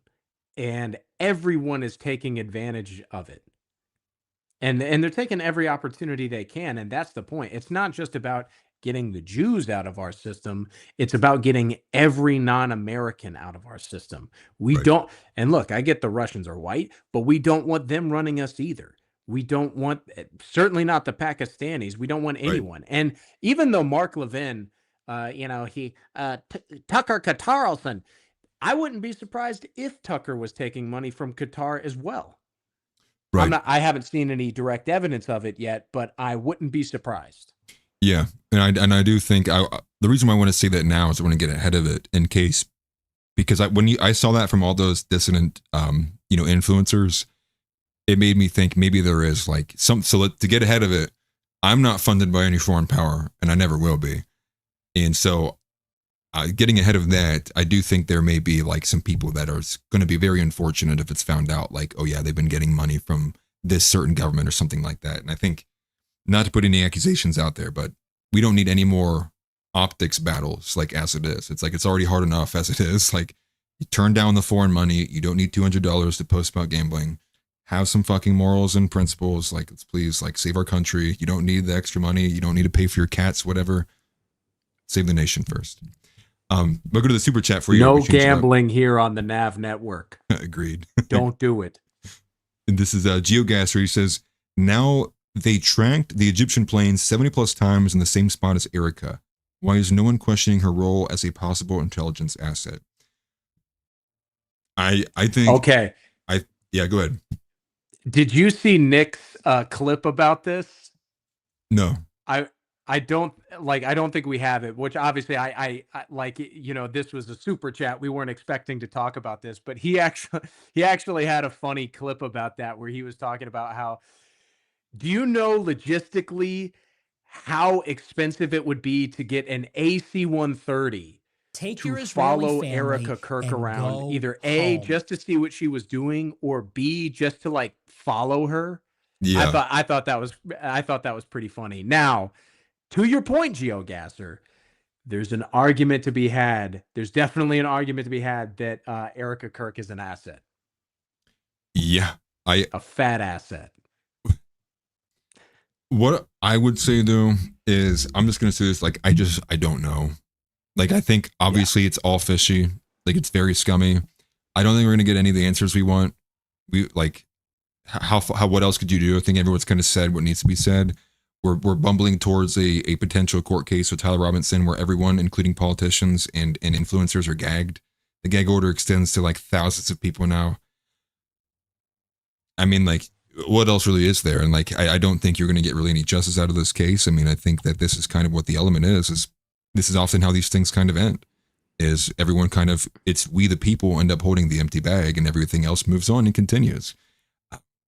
What I will say to the Erica Kirk thing is, I think overwhelmingly, I hope she gets everything that she deserves coming to her, because the way that I think that she has positioned herself, and I mean this truly and seriously, the way that she has behaved and positioned herself as this boss girl has done more to damage Charlie Kirk's legacy in the imminent than anything that I think he could have ever done. And I think it is a huge travesty that she did not just simply shut the fuck up and walk away, that like she has immensely hurt his character. And I'm not sitting here as someone who's a big fan of Kirk, but for in the 2 months that he's gone, you've given more controversy. We have photos now of you like hugging and holding JD Vance. Like we didn't need all of that. And it's kind of the example of like what men really are kind of getting tired of putting up with in the overall. Let me go to the super chat from Zeb Boykin real quick. He says, Nav just got a $2 billion grant from North Korea. F Atlas. All right. Me and Chuck are teaming up again. I got to go find a new partner. And one more from We love our Rocket Man. Yeah, Rocket Man. GeoGasser says, fat asset. I see what you've done there, Sar. Yeah. Aha. Yeah. I'm glad you like that. Well, one other major theme though of the week, and I want to get to this now because we're pretty far into the episode, is the Afghan national and the false flag potential. And I say this particularly because it was the 2 National Guards who were shot at. The one that was, I believe one has succumbed to the injuries. It was the girl who was passed, and the male is unknown, I believe, or if both succumbed to their injuries. Do you know? Wait. Say that again. One has passed and one has succumbed to their injuries. Yeah. So I'm pretty sure that 2 National Guards was shot in DC. Oh, the National Guards. I thought you meant the 2 guys that did that. Okay. No, because I know that the one girl, I'm pretty sure she has passed. It's been confirmed that the girl passed, but I'm not sure that the guy. But regardless, that attack was carried out by an Afghan national who we got photos of almost immediately. Then there was another bomb threat that happened in Fort Worth, Texas, from another Afghan national. And matching that was also Nick putting out on Tuesday his belief that we are probably going to see in the next 18 to 24 months some kind of drone-based terror attack. And I already can see a bit of the writing on the wall. It seems like the machine, the cogs have begun turning. The Islam conversation has become a lot broader, right? We have the Jake Lang instance. We have the Matt Walsh and the Sneeko beef going off. Matt Walsh has now made, I believe, like 2 or 3 different kind of videos about Islam, the rising influence. You have TikToks and other things talking about the rising influence in Islam. You had another staged event I saw from, I can't remember where, again, talking about the rising influence of Islam. And all of it is, to me, feels like it's the gears of war beginning to churn to begin getting the sentiment into the American people that these individuals like cannot and cannot like are complete contradictions to the West, both just in their like in essence at like living with us here in America, but also to convince Americans this is why we need to bomb them and in their own countries, thousands of miles away. And that's what I see happening, right? It's kind of like the false flag, the staging of it, and sure they might be Afghan nationals, but I do see a trend forming here. So before I go to the clip, if there anything you wanted to add to that? No, I think you're absolutely right, and this is of course it's going to be the wrong solution to a real problem, which I mean I'm kind of convinced that these attacks were these guys were assets, so to speak. And I guess my thoughts on it is essentially the solution. The America First solution would be, okay, do we have a problem with Muslims in our country? And rather than going, we have a bunch of Muslims here, let's not attack their countries, let's send them back. Let's get them out of here. Yeah. Amen. But of course, the Jewish solution is going to be, well, let's go attack them at home, even though they're and we'll bring all the refugees here. Yep. And I guess one thing I would also add to that too would be just the idea of this also is happening at the time in the same time frame where obviously a lot of people are noticing. And we saw a video earlier, which probably we end up playing, but I've seen multiple of this where a lot of people in the Black community are also now being a lot more open and conversing about this. And I think also from a different angle as well. I think in the Black community, it's not that they've accepted it or recognized it or acknowledged it in the sense of an overwhelming force on politics, but they recognize it in terms of who owns the record labels. That's a very common conversation that inside the Black community. And so I think that it's through that lens that you're seeing a lot more Black individuals also begin to notice this, i.e. mainstream, it's hitting an apex, the mass noticing. And I think that's why they're ratcheting up the Islam stuff, because they need a bigger enemy than they need to create a bigger enemy. And we're all just sitting here. It's like you said, the America First answer is like neither. There shouldn't be either of these influences. We are a Christian nation. It's like we shouldn't just look at one as worse so we accept the other. It's like, no, they're both bad. You can make arguments of who's worse, whatever. I have an argument for who's worse. But the point being is like, we need neither. How about both get excised? And it's almost by this tactic of omission, by not talking about Judaism, people will perceive Islam as a bigger threat. And also because they can kind of be also discriminated against in an easier way, wearing towels on their heads, they're praying in the street. Like it's a lot easier to notice them because the others do their best to kind of, assimilate, but not really. But here is this clip here. So this is the one we're going to go to, which was the drone-based terror attack. It's on Wednesday. Let me pull it up here for you.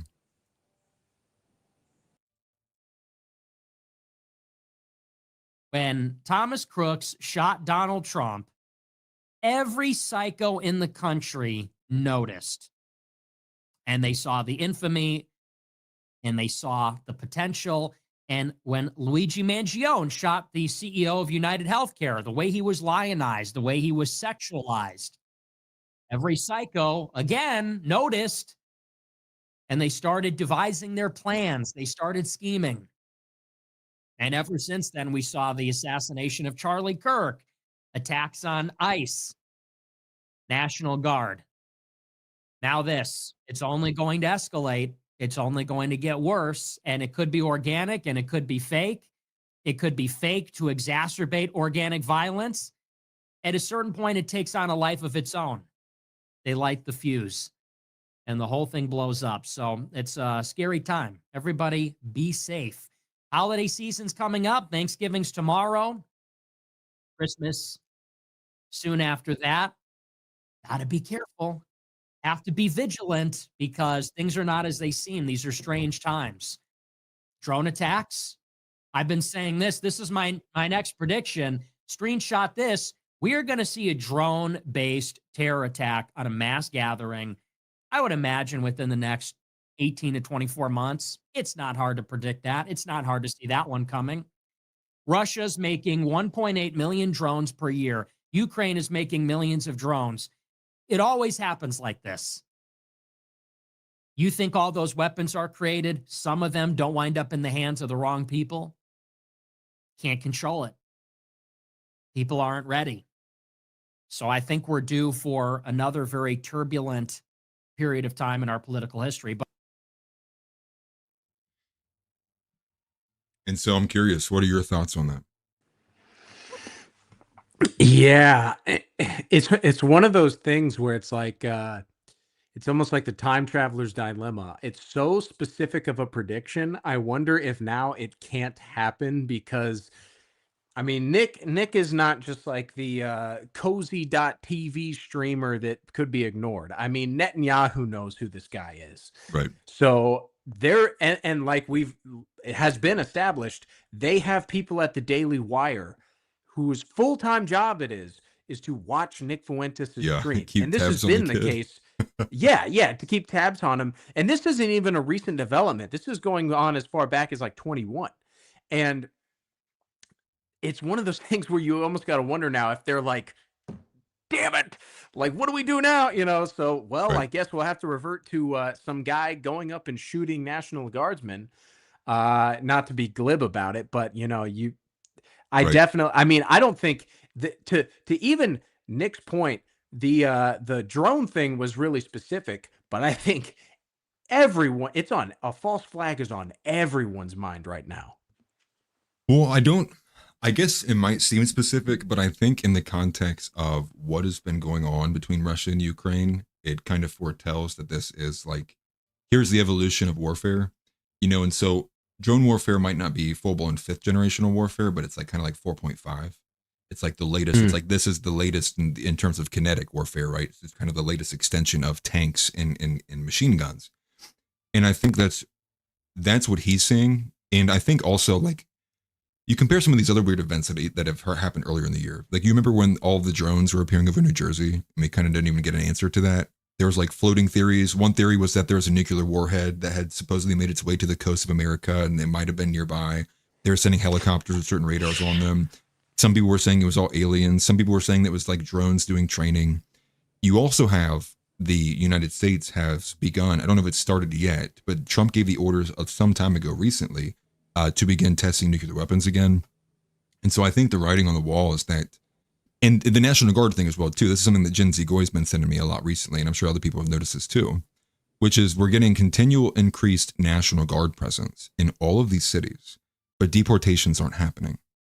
And then also on top of that, I believe, and somebody fact check me on this, but I believe the boyfriend of the girl National Guard member who was killed said and quoted and said that the girl who'd been killed had confided into him that it had bothered her how much of a presence they had, but how little they were actually doing anything.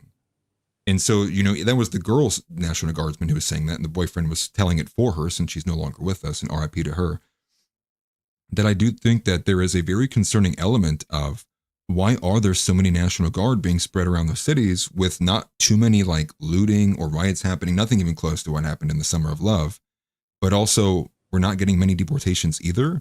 So it kind of appears almost as like they're there for either one of two reasons, either one, for extra protection just in the general urban areas, or two, they're expecting that at any moment something could be released and pop off that people would just start going crazy. Hence why you have increased National Guard presence in a bunch of urban areas. And the question would be, why? That's a good question, Atlas, actually, because here's my original take on the matter was, so I'm actually visiting family right now for the holiday in Charlotte, in you know, like one of the cities where this is happening, Yeah. Operation Charlotte's Web. Black people land. Yeah, Indian land. And that's worse. Hello, where are they? Like, they're nowhere to be found. Like, everything is like totally the same here. I mean, granted, I haven't gone to the areas where they would be operating, but I would assess. I get where you're coming from on maybe this is preemptive, maybe they know something is going to happen, but I almost guarantee I think this is all for show. I think this is coming from Trump himself, maybe to basically save face with the MAGA crowd on why. Oh, look, here's the news: Operation Charlotte's Web, Operation this, that, and the third. All these cities, but really, what's happening? I mean, day one in Operation Charlotte's Web, they deported like 80 people, or arrested 80 people, not even deported.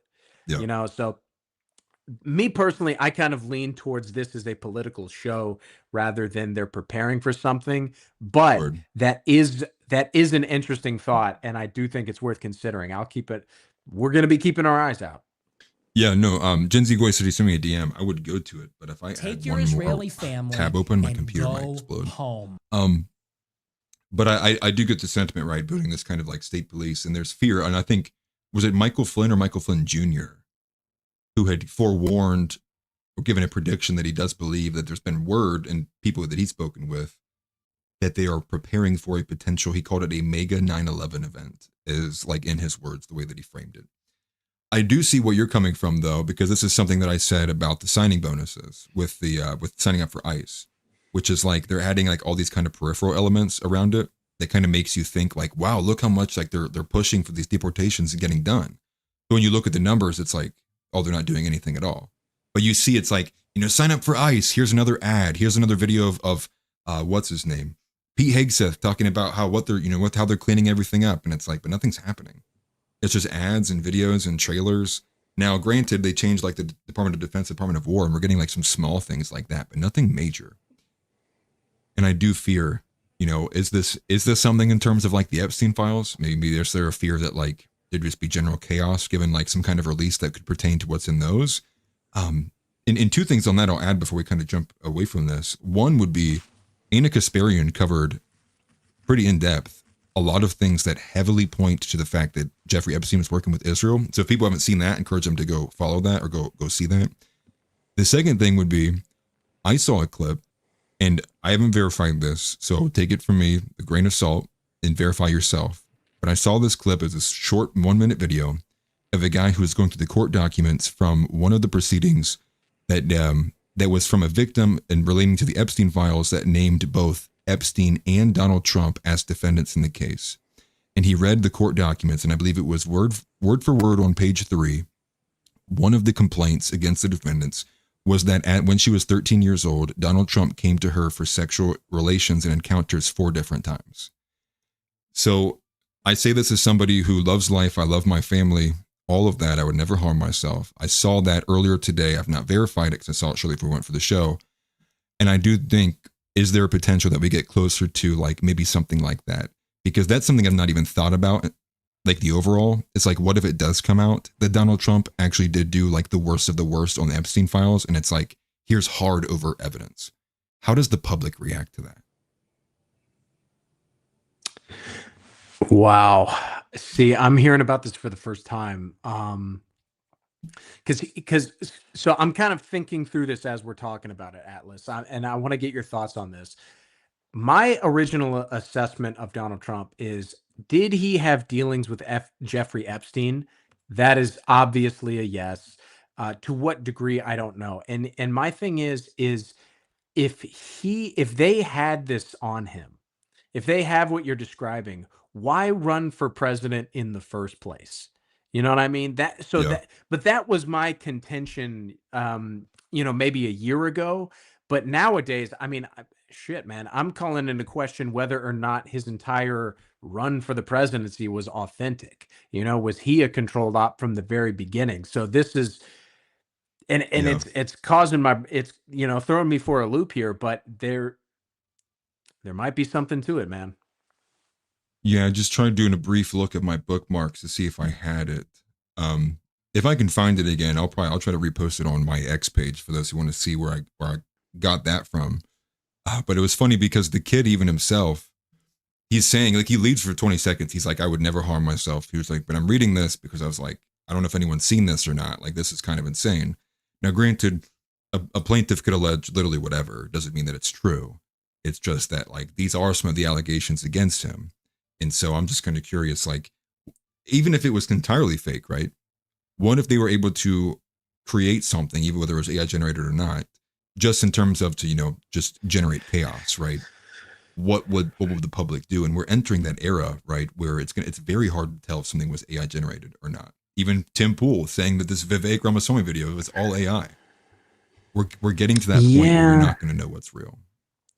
I agree. I do. I know this might be like a controversial take, but I think the AI fakery, I don't think we're there yet. I don't think that will really become as big of a problem as we suspect it might be. I could be wrong, and I hope I hope I'm not. But I guess it's like with Donald Trump and this situation, dude, if I were the president and they had dirt on me sleeping with a 13-year-old girl, like, that wouldn't come out. Not like, oh, I do everything I could. That would not come out, if you catch my drift. And maybe that's why Marjorie resigned. Who knows? But it's too little, too late. And I do think, despite the fact that we hear on Groyper Report, the Nav Network, we do hone in on the JQ. We can't discount the left. And I do think the left, a big part of the reason that like all the Democrats in Congress basically voted for this to come out is because they are still, the radical leftism is still a thing, though the right wants us to focus on that no matter what, as opposed to a lot of things, other things that really matter. That is still out there. And a part of me just, I just have the feeling that might be what this is, but I'll hold my reservations. Yeah, Matt. Yeah, I think I lost my train of thought. Actually, I apologize. I will read the super chat. I have that effect on people. No, you're good. I had like two different thoughts competing for each other. I'm insane like that. The Geogaster says they don't have policing rights. They are literally sitting ducks, waiting for a reason to institute martial law. I think it's about the National Guards members. Yes, and that's the thing though. They're not being told to do anything. They're being told to show up and stand there and let black people hit you with sticks, I guess. And it's just unfortunate because that doesn't help. Just the appearance and the optics doesn't help. And then it kind of does boil down to like, is this seriously like, are they just trying to drag their knuckles until the next administration starts ratcheting up their campaign? Is this trying to like, buy time? They're using Trump to buy as much time as possible to get somebody in there from the left. I don't know. It's so incoherent and nonsensical. And at the end of the day, you look at the clock and you go, we're running out of time. We're running out of time. Women won't shut the fuck up. We have a bunch of men who are cucks. You need to put these people in prison. I mean, it's like, it literally is like that little clip from Nick. It's like, there's like 3 big things you could do right now that would really help the country, and they just refuse to. And all that's on the other side of that is people being mad about, their money, their finances. They're being mad about their feelings being hurt. And it's like, listen, like the ball's not going to be in your court very soon. You let the male population get to like 50% of the male population has nothing, no reasonable access to property, no reasonable access to grow in life. It's like, you're not going to have a choice on the table anyways. And that's kind of, it feels like where we're going, right? This increased animosity. It feels like this increased level of violence. Like nobody really likes each other anymore. This very increased atomization. And I want it to not be like this, right? I want the nonviolent solution to shine through, but I think it's very clear, and they're making it very obvious, that they will cling on to the levers of power until we literally yank them off. So what do you do with that, right? Yeah, I think the incrementalism versus accelerationism discussion we had a few weeks ago, I mean, it's one of those things where I'm hoping, and I'm praying for things to go the right way.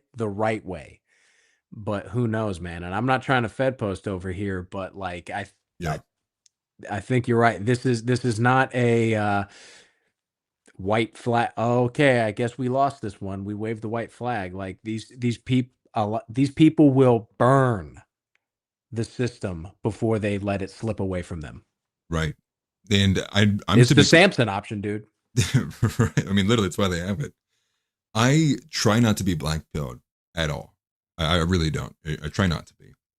And one of the conversations I had with an older individual from the family over Thanksgiving was very black-pilling. And I don't know how you break the contention, because it was like, I mean, like, I'm talking like, bringing up this and this point here. And they go, well, I just think your generation is lazy. It's like, we really are going to harm each other, aren't we? It's like, that's really the direction this is all going to go.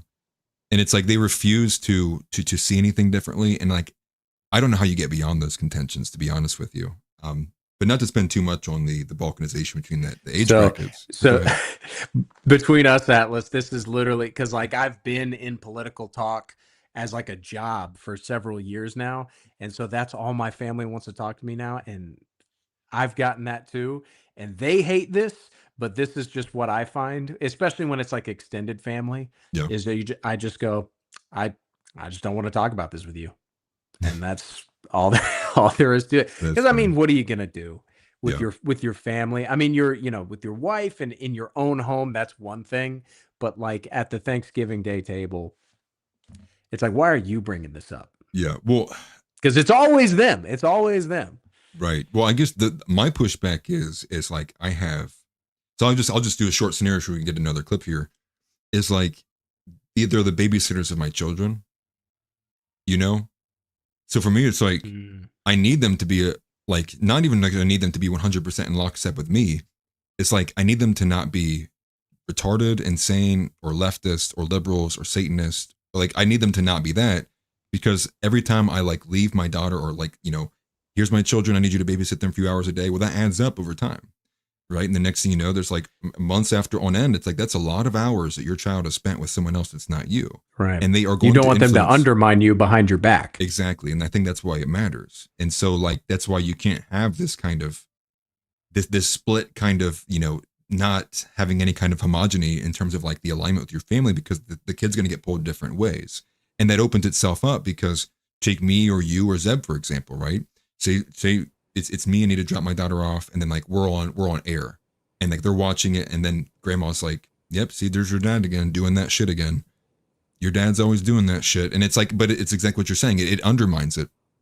And so there's all these levels, and it's very complex. No one's gonna have perfect control over everything.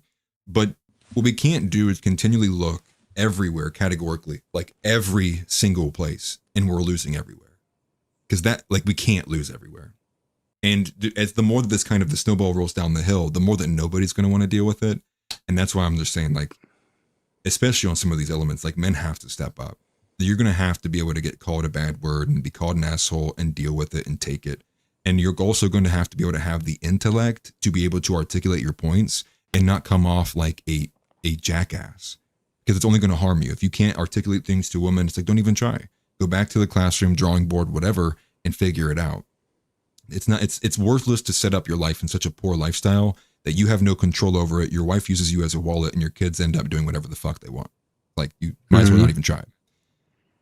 But did you have a clip you want to go into particular? I know we're getting at the end of time here. How much time we got? We got about 15 minutes.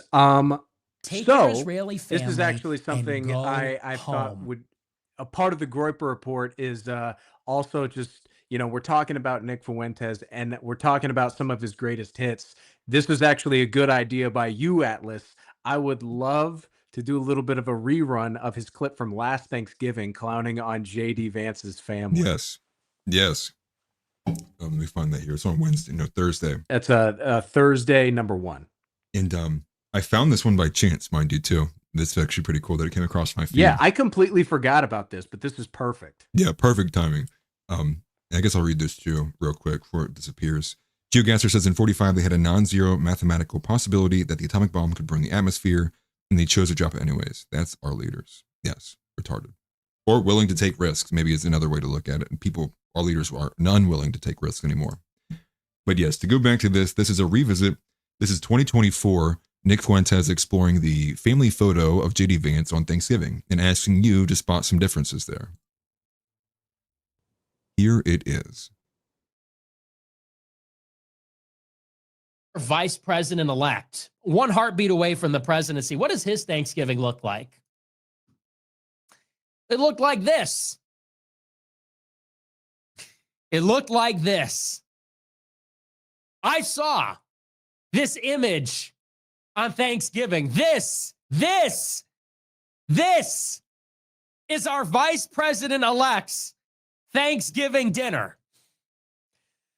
So, you know, it might be hard to tell because it's a little bit subtle. There's sort of a subtle, see if you can tell. Spot the differences. There are 1, 2, 3, 4, 5, 6, 7, 8, 9, 10, 11, 12, 13, 14, 15, 16, 17, 18, 19, 20, 21, 22, 23. There are 24 differences.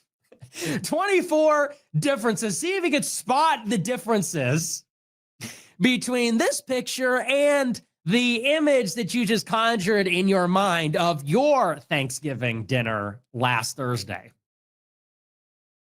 What do you guys think? Shout out the answer.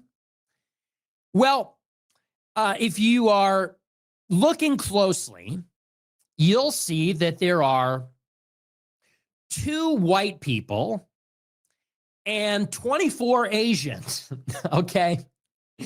Those are the differences.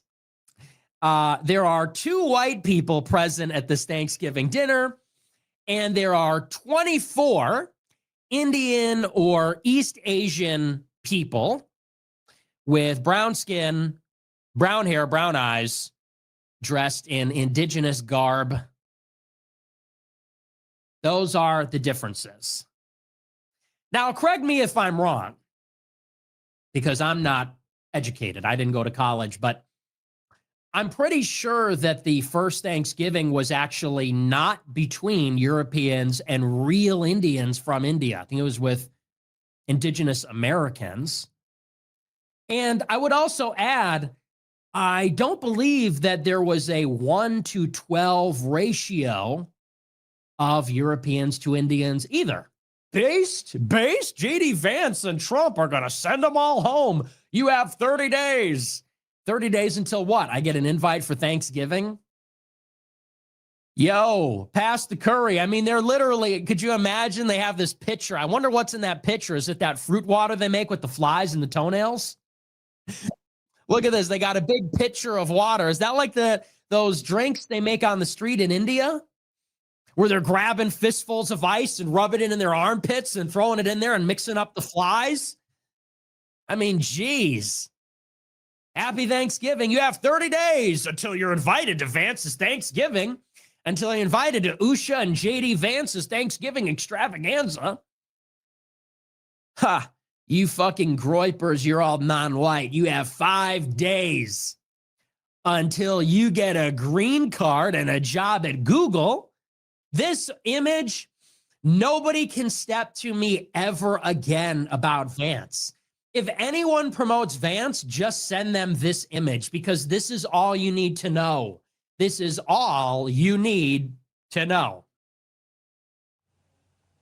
And it's never Vance over here with me.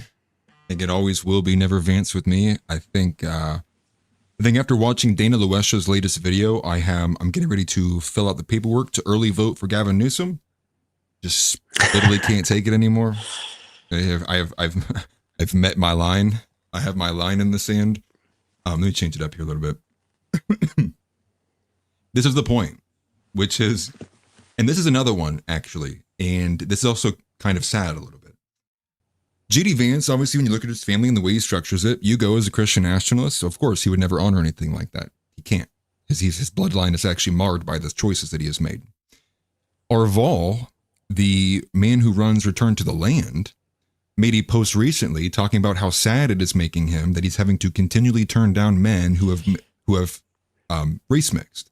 So many white men are applying, but are either married to an Asian or black or anyone who's not white, defeating the purpose of what Return to the Land is. And the idea is simply wanting to maintain your homogeneity, wanting to maintain this kind of, inside in nature, obviously. And the point here, though, with JD Vance more particularly, is especially when we are in an era and a period where we are looking, and many people and the young men in this nation are looking for someone who's willing to stand up and speak out for the young white men in this nation. And more so, particularly an extension of that, someone who's willing to actually push for America to move in its own interest. And of both of those, JD Vance's fails the optic test immediately. And I'm also kind of curious, Josh, what are your thoughts on that? The Arval thing, I'm glad you brought that up, dude. That is so funny. I died when I saw that tweet. Yeah. He's like, guys, please stop bringing your Hispanic wives that you don't count. This is not for you. And honestly, I'm just thinking about this now. I almost wonder if that's like a plot to basically bring about civil rights infringement charges, because I think it's like for him to just come out and say it is one thing, but for him to actually deny people, that actually sets the precedent. So I almost wonder if that's what it's for. Yeah. Well, what's funny is one of the things I've been working on for a while that I've been building up for a hot minute goes into that aspect, which is the freedom of association and how you actually literally don't have it in this country. Yeah. And that's why I was really excited with the Arval thing, because I was expecting at some point we would get that. Like someone's going to sue him either at the city level or at the state level over discrimination. It's not happened yet. Because what I would like to see is that get escalated to the Supreme Court. Because what would be crazy is you have a Supreme Court built largely of a bunch of constitutionalists, and I believe also it was Thomas Clarence who said he would vote on it, or he would vote on it, but he would like it to come to the Supreme Court. I could be wrong about that, but because if you have constitutionalists there, they should favor and lean to the side of freedom of association. So they should lean in Arval's favor. Now, would we get that? I don't know, but I think it would be kind of it would be the latest development in America's kind of social order. It's like, how would they rule on freedom of association, right? Here's a federal ruling of the land. You can't avoid black people, right? It's like, we have laid it down. You can't ever walk away from them. So I'd be kind of curious with that. Yeah, but let's be honest. When we hear people say I'm a constitutionalist, that just means they're a pussy. That just means they don't know what they're doing, and they'll cave into the status quo always. That's what being a constitutionalist means in the year of our Lord 2025. Yeah, it means they're going to defend a broken and failed document. Unfortunately, as much as I love the Constitution, that is what it has become. Whether we failed it from lack of vigilance or it failed us, regardless, it has been a failed thing, failed system. There were a couple other ones I wanted to go to. This one is not one we even need to watch a clip of, but this actually got me laughing a little bit because there was an AI-generated Groyper float video that circulated that faked people out. And it was AI-generated. It wasn't real, but people were of the belief that it was in the Macy's Day Parade. And so there's a little snippet of it. And even the video itself, you can hear the reporters say, like, here's the Groyper America First float, and it's all clearly AI generated. You can pick out the AI language from the lady.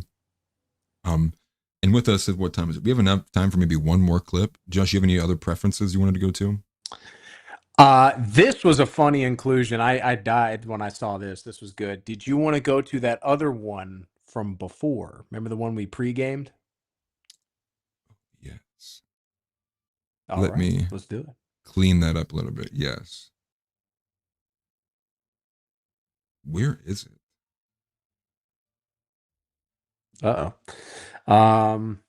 Not the Dunkin' Donuts one, the other one. The Dunkin' Donuts one is, could take it or leave it. Oh, you mean the smart fridge one? No. The one with Laura Loomer. Oh, yes. Dude, I can't even believe I forgot about this. Okay. Yeah. Okay, this needs like a context, a graphic warning almost, because of how cringe it is. Like, cringe warning, cringe. You'll be curling your toes in anger. Laura Loomer, there's a short video that had been circulating for quite some time, I believe, all the way since like 2020, 2021. And in this video, Laura Loomer is making sexual advances onto a younger man by the name of Mike May. Forget. It is very cringe. It is very uncomfortable. And for the longest time, we only had a low quality short version of the video in which you can tell that Laura Loomer is making these advances onto this individual, but you can't really make out from beyond that. You can hear a little bit of what she's saying. Milo Yiannopoulos, credit to him, found the full 2-minute version that is a higher quality with better audio, and we're going to make you suffer through it with us together. It is very cringe. And remember, this is about 4 or 5 years ago. And something to pay attention to is how many times Laura Loomer calls herself Jewish, and also how she's referring to Mike Ma. There's some weirdness to it, and you guys can decide for yourselves what that weirdness is, but here is the clip. Let me go ahead and get it ready for you. And prepare yourselves. Your eyes look so good. You're like beautiful. Thank you. You're like an Aryan degenerate goddess. Thank you. I love it. Thank you. You're Aryan too. I know, but I'm Jewish. It's okay. Because you're such a cutie. Don't mess my hair. God damn it. Fix it. I disagree. Fix my hair. I disagree completely. Did you fix it? I did. But like that picture you posted on Instagram recently when you got like reinstated on Facebook was so hot. Like seriously. I appreciate it. It's so good. It's a good picture. Your skin and the Nazis hate me. It's fun. The alt-right people want to put me in a gas chamber because they're obsessed with the Jews. I think they're just memeing on you, but it's okay. It's okay. Right. I don't care. I love it. It'd be like that sometimes. I know. They're just jealous because I have big tits and an Ashkenazi IQ. Yes, that's what it is. Yeah. You got it. Anyway, next time you're in New York, let me know. We'll hang out. Bring your girlfriend to New York sometime, and we'll all hang out. We'll go to like really cool restaurants and hang out, and we'll have a blast. It's Yes, gonna be so I will much bring fun. my girlfriend. Yeah, I want to meet. What's Becca? Yeah. Becca. Yes. She's so sweet. You remember?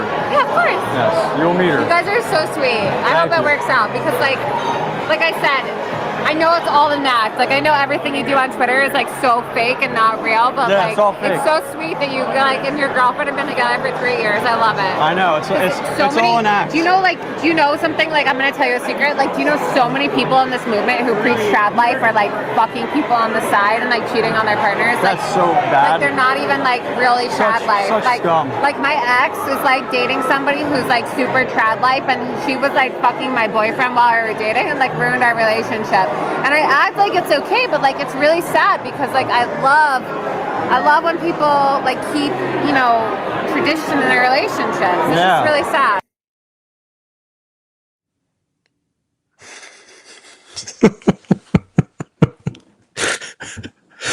Bro, this is like movie. You ever see those movies where like the guy is like, "Yo, what's up? You just want some dick?" You know, like, and it's like so over the top, like him hounding some girls. It's like, this doesn't happen. This isn't real life. This is the flip of that, but it actually happened. Like, honestly, dude, if you had told me this was happening, like, I wouldn't believe it. This is like the level of uncomfortableness. I literally, this video is years old and my skin was crawling. Well, I just like, obviously she has to be so drunk she's not picking up any of these, like the body language at all, you would think, but like she's talking as like she should have some cognizance left to be able to tell. He's crossing his arms. He's like, yeah, my girlfriend. He's like, put your arm here, you know, like, don't touch me here. It's cringe. And you could hear it in her voice, though. You could hear it in the words she said, right? They're all jealous because I'm a Jew. It's like, I mean, even when she's drunk, this is her mindset, right? Like, that is where her head is at. And it's like, to show you like how obsessed they are with that. Like, they are the identity group of all identity groups. That is like their bread and butter. And we've just basically been convinced as a society that it's the other way around, that it's white people were the ones doing all of that and everything else that extends from it. But go ahead. I love the part where the cameraman zooms into the guy behind him, and it's so funny because like that guy is looking at the situation and looks at the cameraman. Everyone here is like on the same page except Laura Loomer. Yeah, and what's crazy is I have seen the snippet, like the shorter, like 20 or 30-second snippet that's floated around for years now.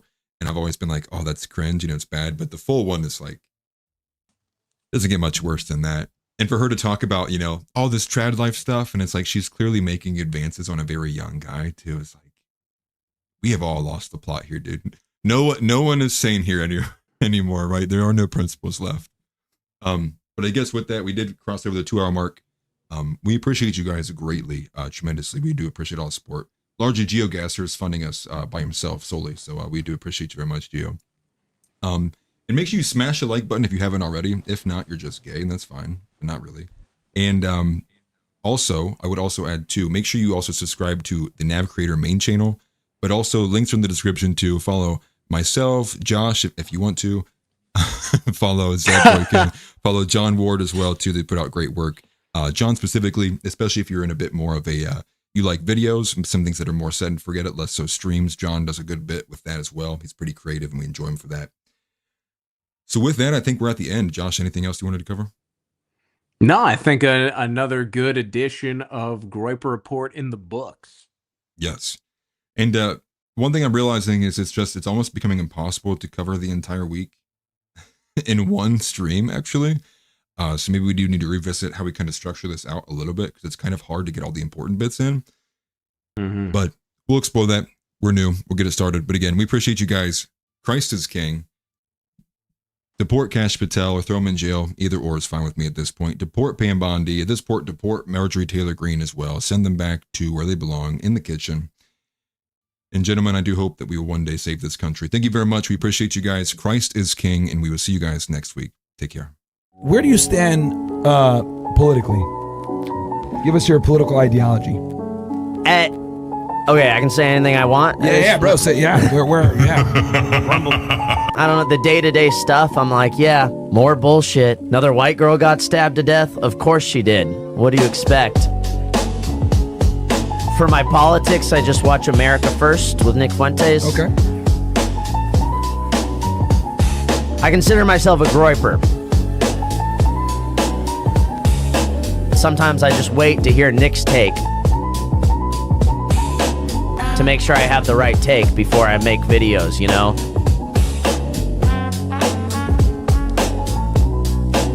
So, yeah, I just go with what Nick says. I just defer all my political opinions to Nick Fuentes at this point. I'm America First. I wish that we had white Christian men running the country. It's unbelievable to me that we have a government that has a policy other than America First. How does that make any sense?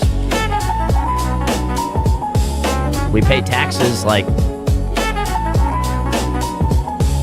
use our taxes to benefit the country that we live in.